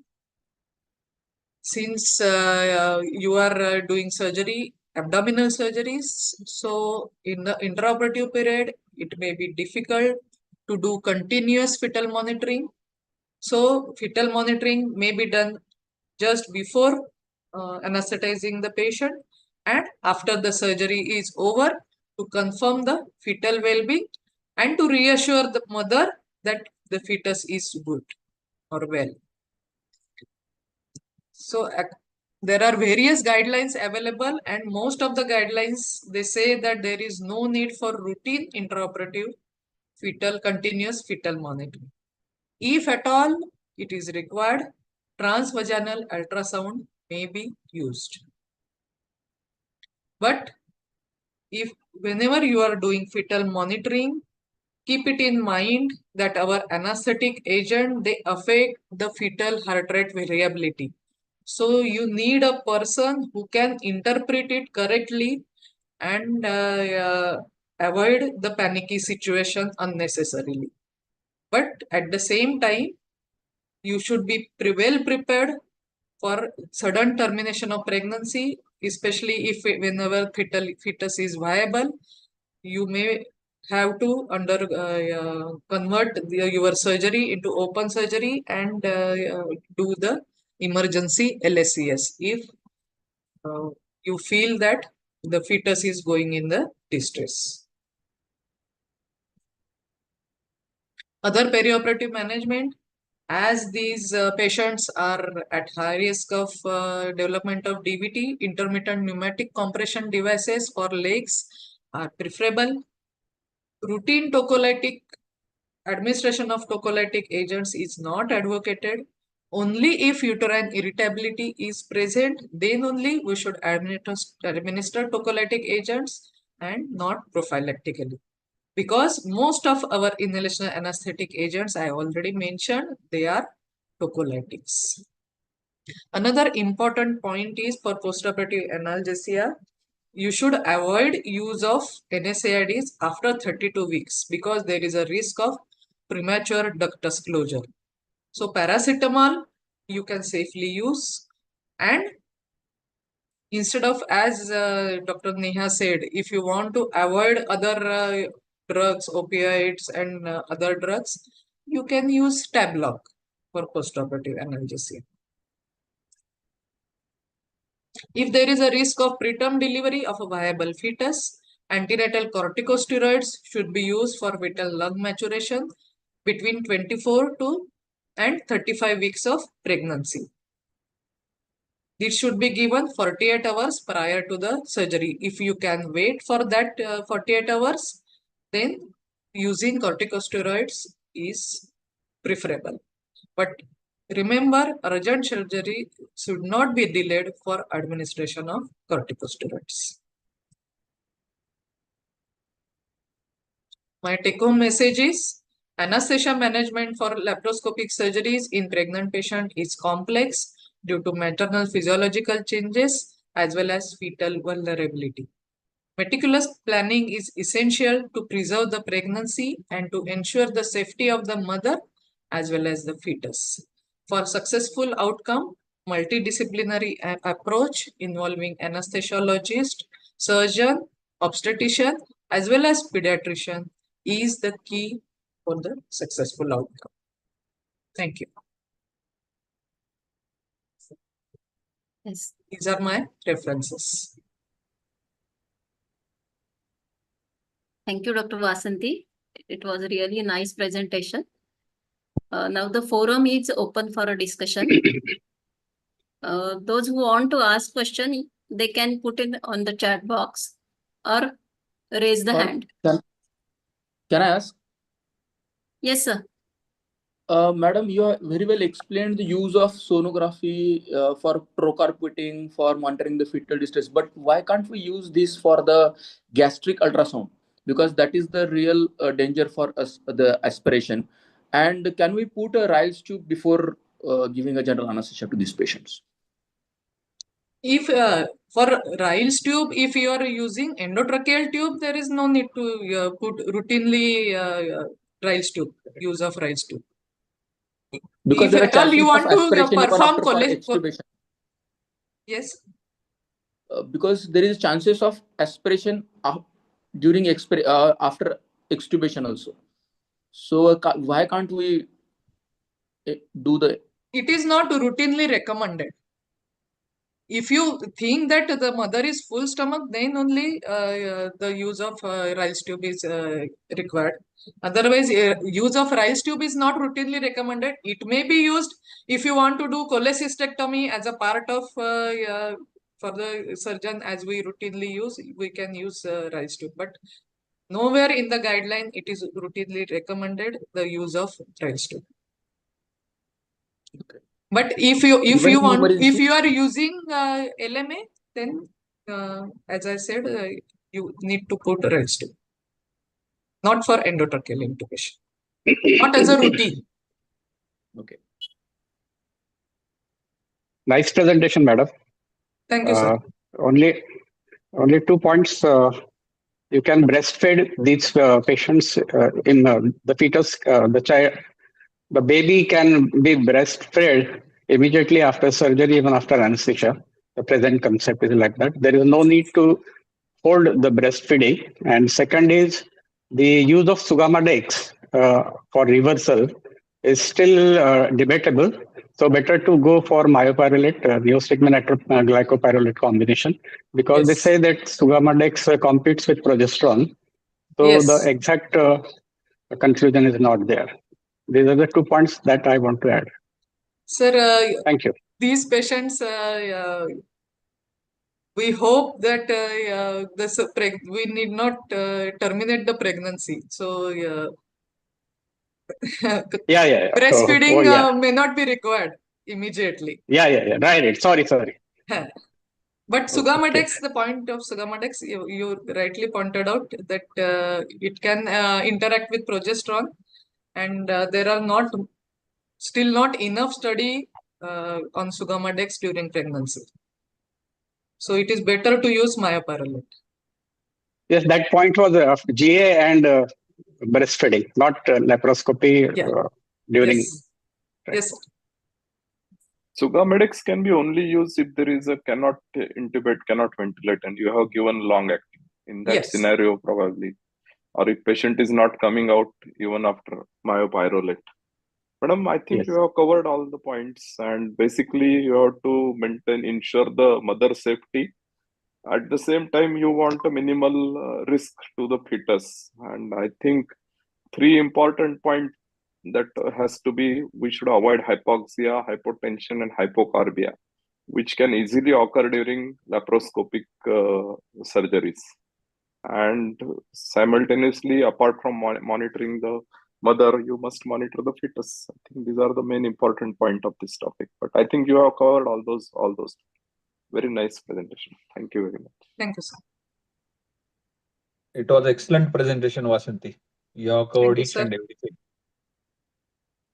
And people are using laryngeal mask for all those surgeries by putting, so that depth of anesthesia can be kept minimal. You can easily remove the mask after. If all these are elective surgery, if you keep the patient adequately NPM, you can easily use laryngeal mask airways. Nowadays, very good second generation LMS Yes. are available, so we can use it very well.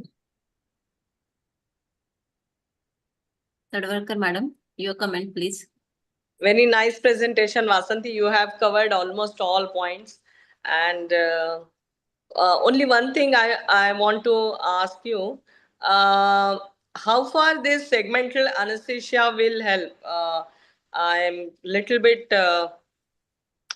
Madam, I personally don't have experience in giving segmental spinal anesthesia, but We have people Dr. are Paliwal, sir. giving it routinely. That is why I mentioned that Okay. these can be, because for laparoscopic cholecystectomy, people are nowadays routinely giving. So they may feel that since we want to avoid polypharmacy, even if we can use it for pregnant patient. Hello. That is why I mentioned it. Yes, Okay. Dr. Paliwal, Paliwal is sir here, is and there. he has few questions also. So please. The first question was, can we use dexmedetomidine? Sorry, sir. Dexmed, can we use Dexmedetomidine. Dexmed, sir, there are not much studies. They There say are- that you can use, but this number of studies there is literature are is not that much. not that much, but there are few literatures which mention that Yes, you because can of use the high lipid Dexmed. solubility, there is high placental retention and it does not cross the barrier. So I Yes. am using my Dexket sedation in most of the patients. I have done at least 6-7 laparoscopic surgeries in pregnant patients under thoracic segmental spinal. Yes, And sir. the recovery was very excellent. Even I have done a MRM in a second trimester pregnancy patient. So the things are very good because the hemodynamic fluctuations and all post-operative pain, we need to give some blocks along with, like for breast surgery, we use erector spiny plane block. And shoulder tip pain is not much of an issue. You can use multiple things for Yes, sir. preventing shoulder tip pain. You can even give intermediate cervical plexus block, just supraclavicular and intermediate cervical branch. You can instill local anesthetic.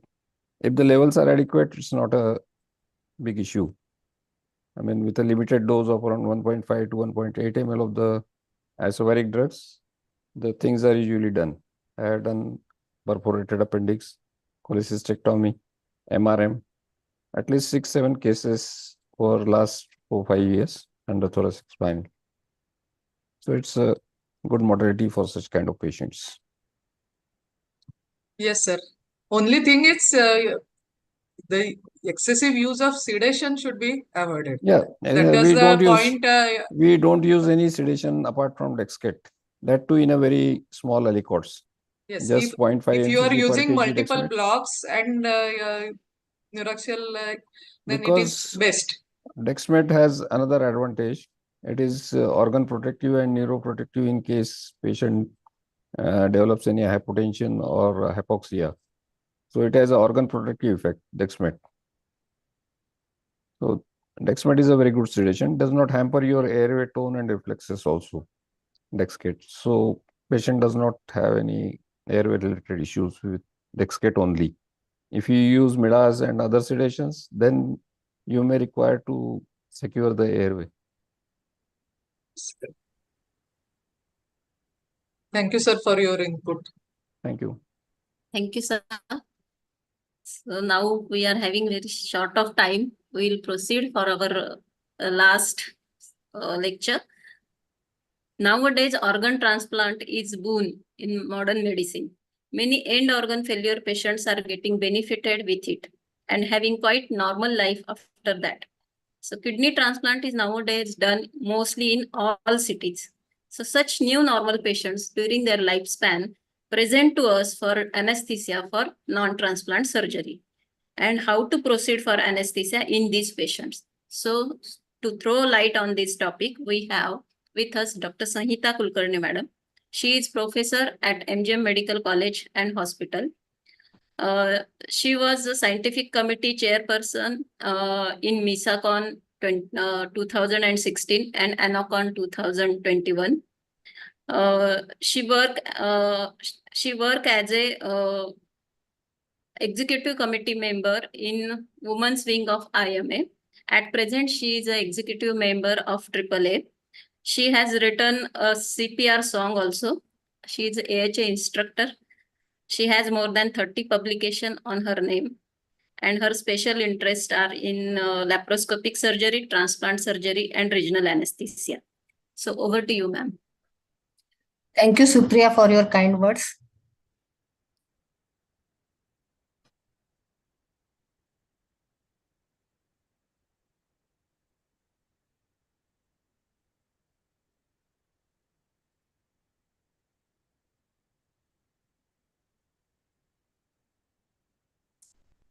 Respected SAMS office bearers, AA bearers, office bearers, my dear friends and respected moderators.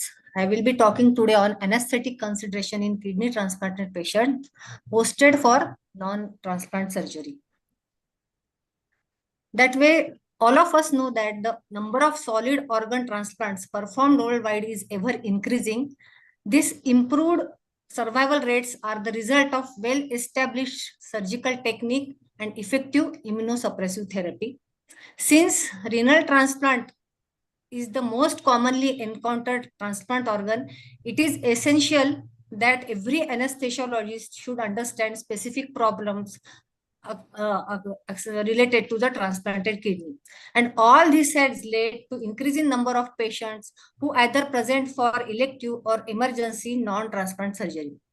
After a successful kidney transplantation, most of the patients are classified by National Kidney Foundation as stage 2 or stage 3 CKD with usual GFRs more than 30 ml per minute.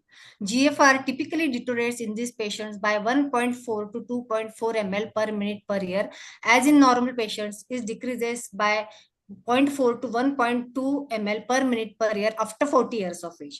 The survival rate after 1 year of transplant surgery is 95%, and some data suggests that the survival rate after 5 years is 85.9%. Many of the principles of the perioperative management are same in transplant and non-transplant patients. However, there are some differences. So it is essential that every anesthesiologist should understand the problems associated with transplanted kidney. They may present for procedures related to post-renal transplant complications. Early complications are re-exploration due to bleeding, delayed or exploration of the surgical site due to wound infection, incisional hernia at the site of surgery or lymphocyte. There can occur graft rejection where we have to perform graft nephrectomy, or we may have to form the new AV fistula, or patient may undergo CAPD insertion. Procedures that are unrelated to renal transplant surgery are laparotomy, hip arthroplasty, cataract surgeries, and many aesthetic surgeries. There should be comprehensive pre-anesthetic evaluation focusing more on graft function, and also anesthesiologists should pay close attention towards immunosuppressive therapy. At the same time, we have to follow the asepsis and maintain the renal perfusion. These are our principles of perioperative management in such patients. A successful transplant abolishes symptoms and replaces function of the failed organ, but often there are persistent abnormalities from the pre-existing illness. Cardiovascular disease is a major cause of mortality and morbidity among organ transplant recipients that we have to keep in mind. So thorough cardiac evaluation is necessary whenever these are patients are posted for non-transplant surgeries. This patient may be having pre-existing diabetes mellitus, or after post-transplantation, diabetes mellitus is a common metabolic consequence of IMS agents. So it is must to institute a glycemic control plan before and after the surgery. We have to do assessment of renal function. Renal function that way is closely assessed within first few hours after transplant surgery for rejection by nephrologist. Renal graft may be either functioning or patient may be on hemodialysis, maintenance hemodialysis during the time of surgery. If the graft is functioning, serum creatinine levels are normal. If patient is on maintenance hemodialysis, patient may be hypovolemic, hypokalemic, producing intraoperative hemodynamic instability. So we have to optimize these functions. We have to at the same time, we have to see for the signs of graft rejection and associated infection. There is an intricate balance between IMS, immunosuppressive therapy, and risk of infection. The presence of any degree of rejection should be ruled out and managed preoperatively with increased immunosuppression. Elective surgery should be postponed in presence of rejection, as mortality rate is high if rejection remains untreated before surgery.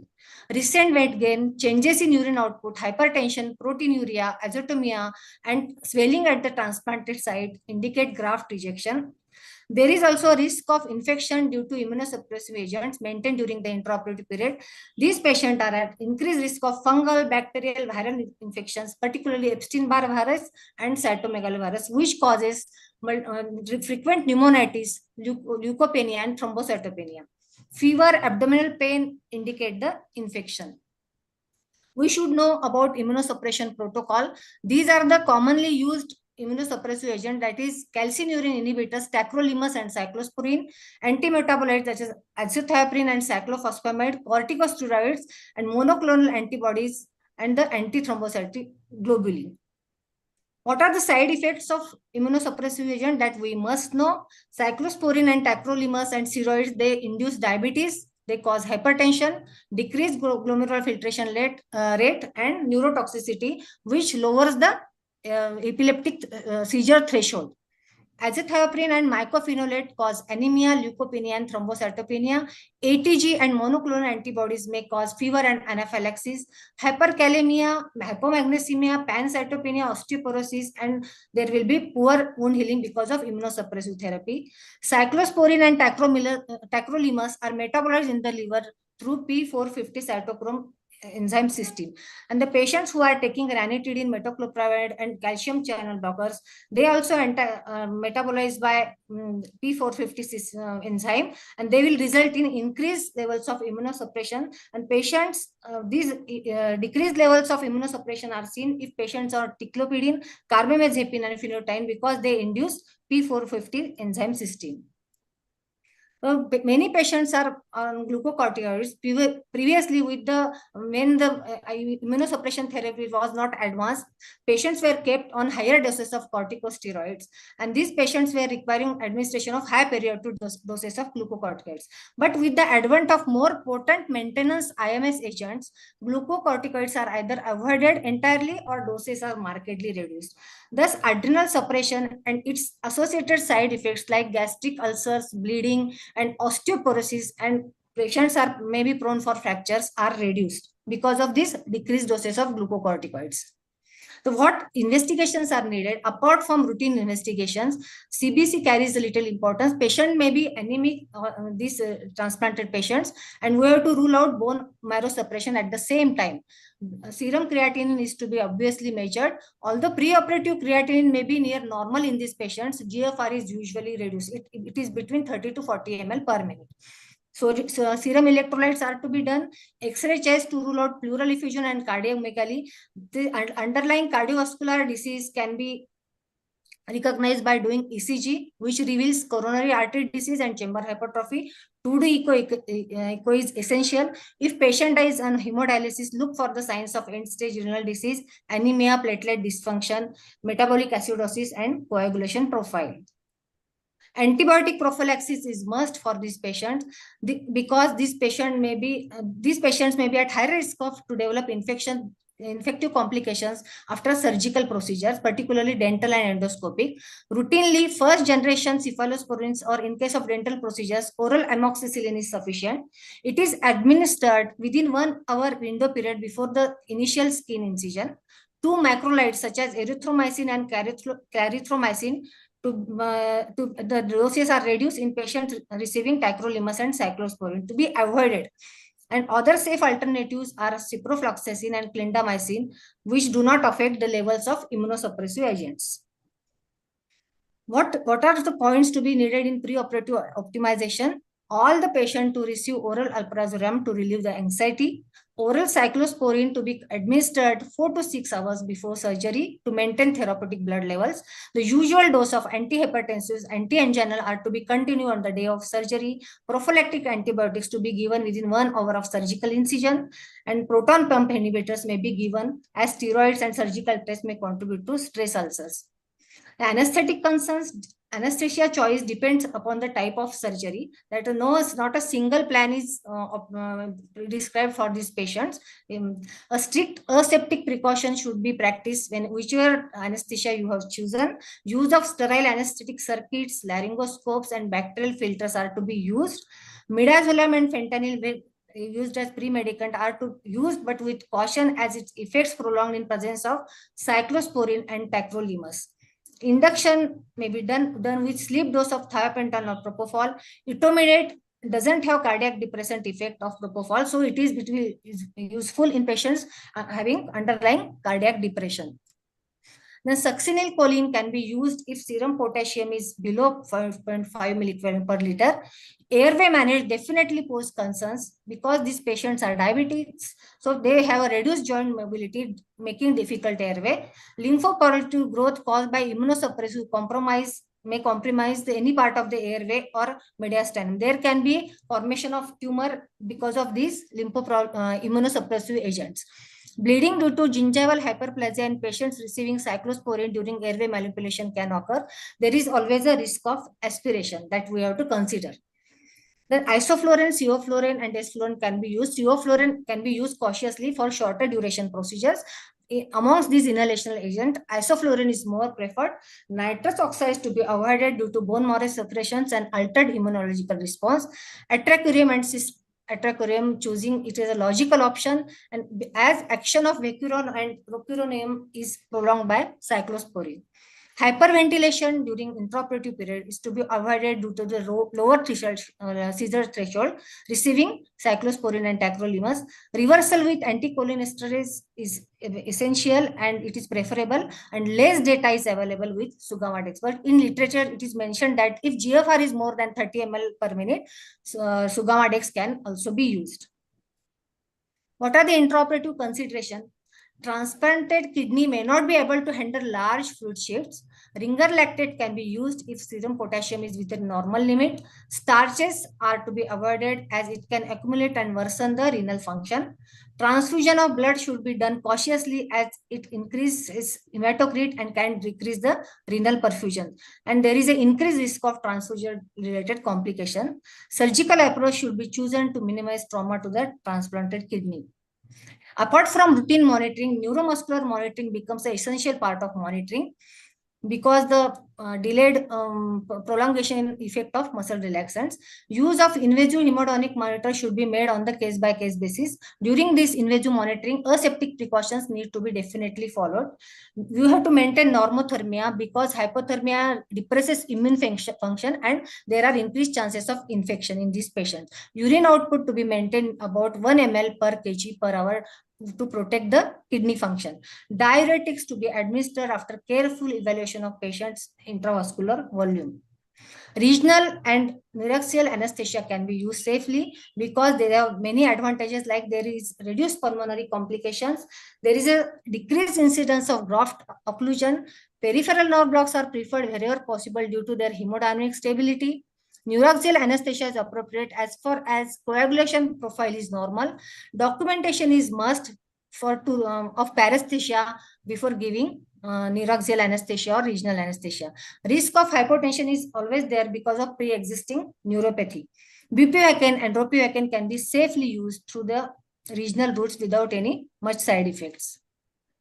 Post-operative management, we have to continue monitoring of the graft function, meticulously detect any signs of rejection in the post-operative period. That way, acute rejection occurs after kidney transplantation between 8 days to up to 3 months, and chronic rejection occurs after 1 year of kidney transplantation.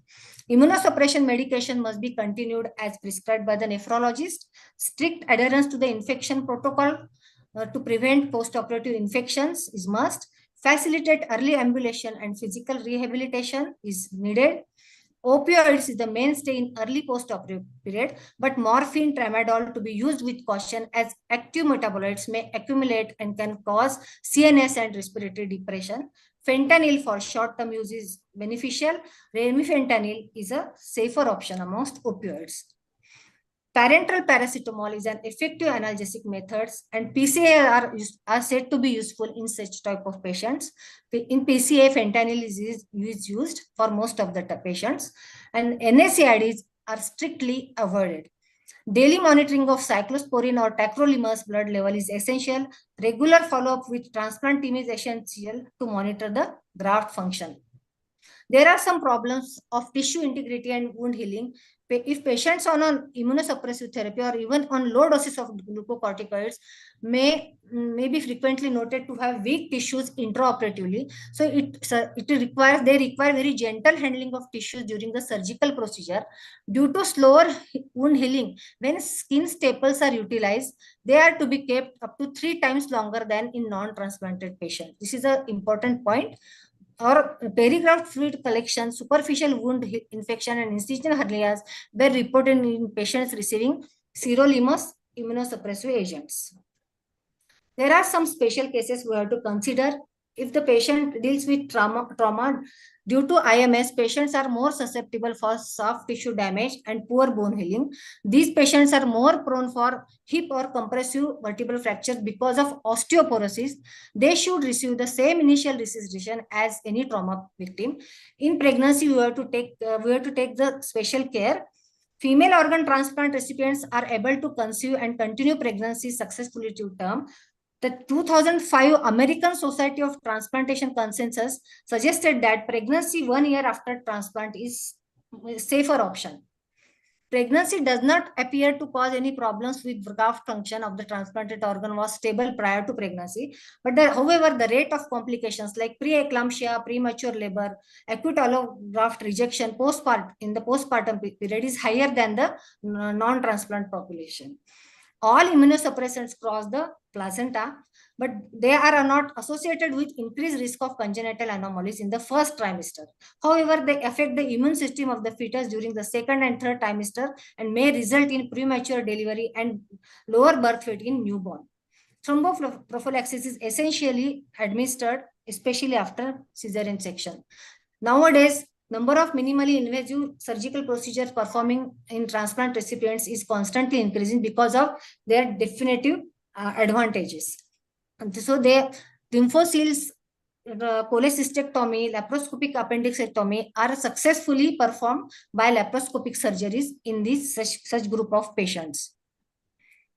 A special case, that is acute abdomen. Signs and symptoms of acute abdominal pathology may be masked by chronic immunosuppressive therapy. In case of such complications, morbidity and mortality is very high.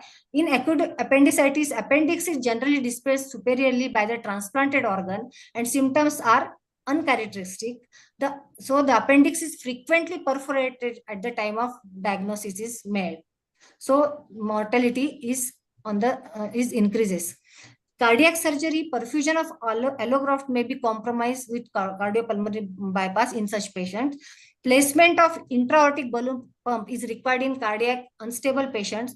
So it should be avoided in the groin region on the side of implanted kidney. Then in conclusion, anesthesia for non-transplant surgery can be accomplished with regional, general or local sedation techniques. For uneventful outcome, the transplant team, anesthesiologists and surgeons should have good communication for good outcome of the patients. Anesthetic drugs are to be used cautiously so as to keep transplanted kidneys safer. For the safe management of solid organ recipients, it is essential to have an appropriate knowledge of the physiology of the transplanted organ, the pharmacology of immunosuppressive drugs, and the presence of associated organ dysfunction. These are my references. Thank you.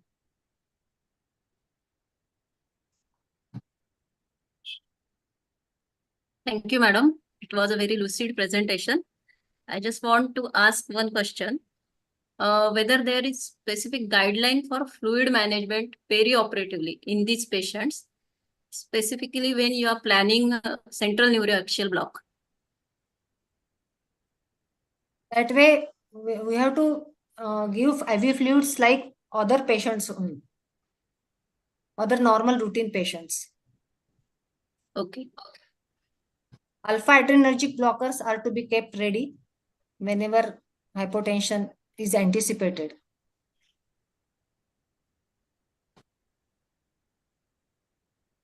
Mean arterial pressure should be maintained above 85 minimum or more than that, depending upon the preoperative value of the mean arterial pressure. That should not go beyond 20% of the MAP, Plus intraoperative or period minus blood pressure. 20% of mean arterial pressure. So And do you advocate central line in this patient or if there is a surgery? large fluid shift is anticipated, if the procedure is major, then only central venous catheterization is advisable, or underlying cardiac problem is there, then invasive monitoring is essential. Otherwise, for routine procedures, local procedures, and it is not at all advisable. So for major surgery only, grade 3 and 4, you Yes, advocate? I would central line convention, definitely. Yes. Nice presentation, Sangeeta. You have covered everything, I think. Thank you. Thank you, sir. Yes, madam, very good presentation. Basically, you have to protect the graft function.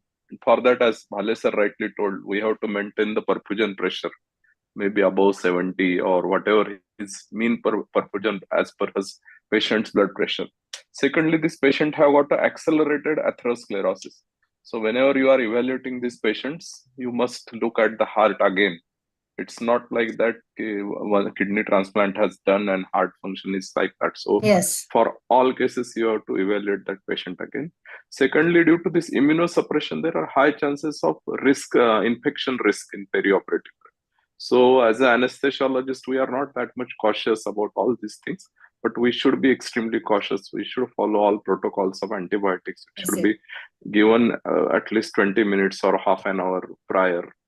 And third, 2 or 3 important points which I think you have already covered is maintain the good hydration. As madam was asking how to give IV fluids, it depends on patient's heart condition as well as surgery. But basically, you have to, rather than, if graft function is good, you have to bit on overhydration side. There should not be dehydration to patient. And lastly, avoid all nephrotoxic things that can happen, like hypotension or NSAID, all that will add, because this is a very precious graft that we have given to the patients and we don't want to harm it further.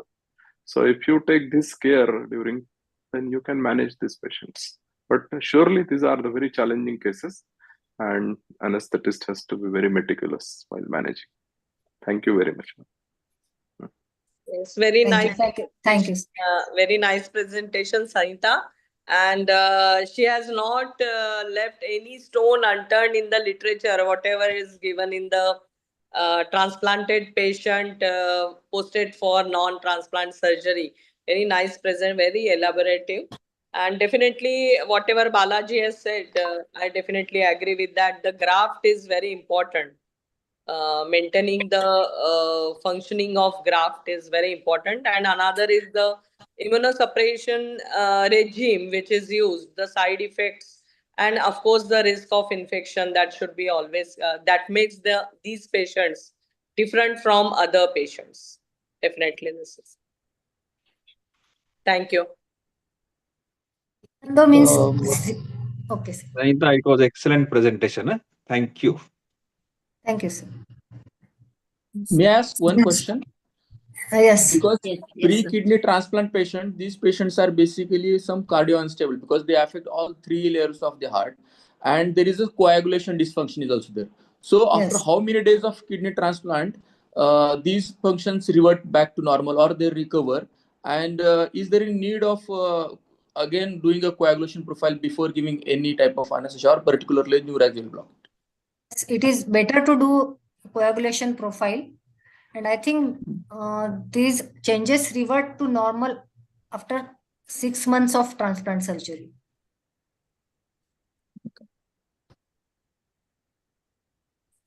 May I ask one question? Yes, yes. Yes, yes. Ma'am, as after CABG or any cardiac risk factor, we have multiple scoring like American Heart Association and all. They have given a particular score regarding the risk evaluation. So do we have any particular score after having a kidney transplant patient posted for non-transplant like this? It is not mentioned like that, any cardiac risk score and all these things, but we have to Yes, ma'am, please. We have to assess the graft function meticulously. And the 2D echocardiography, its patient's effort tolerance, this all can we assess preoperatively. Okay. If anybody of moderators know all these things, they can highlight on this particular matter. I don't think there is any risk scoring after postcard. Yes. Yeah, I also don't know. Yes. I don't think there is any risk till now. Okay. And But always we have to keep in mind that some cardiovascular dysfunction is always there. Right. That we have to keep in mind. And serum creatinine, even if it appears normal, the GFR is reduced one. That we have to take care particularly. And do you think for regional anesthesia, we should have a mandatory statement INR should be done for giving regional anesthesia?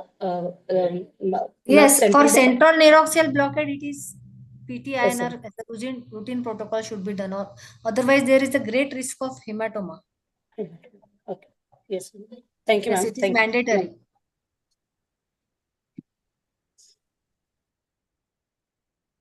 Yes, thank you, Sangeeta madam, and thank you, Tadwalkar madam, Balaji sir, Pramod sir, and Gayar sir for your excellent feedback on this topic.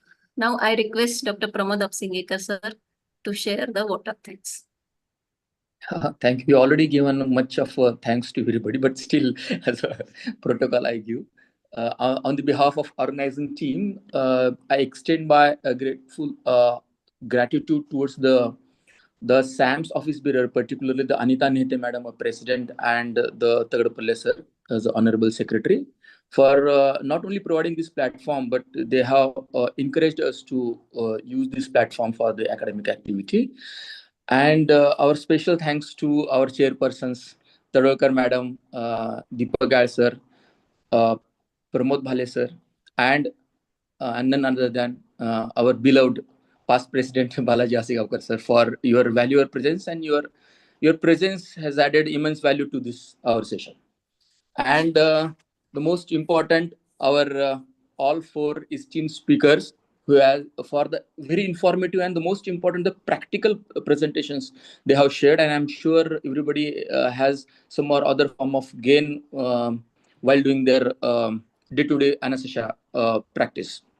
And finally, a big thank you to all our wonderful audience for showing the keen interest.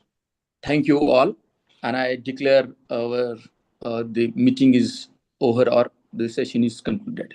Thank you, ma'am. Thank you. Thank you. Thank you, Thank you, Supriya. all. Thank you, Pramod. Thank you. Thank you. Thank you, sir. Thank you, sir. Thank you. Thank you, Supriya. Thank you very much. Thank you, sir. Thank you, Thank you. Vasanti, Sangeeta. Thank you. Good night, Thank you, everybody. everyone. Thank you. And good night, everyone. Good night. Please do register for our upcoming workshop on POCUS, that is on 27th of April, Sunday.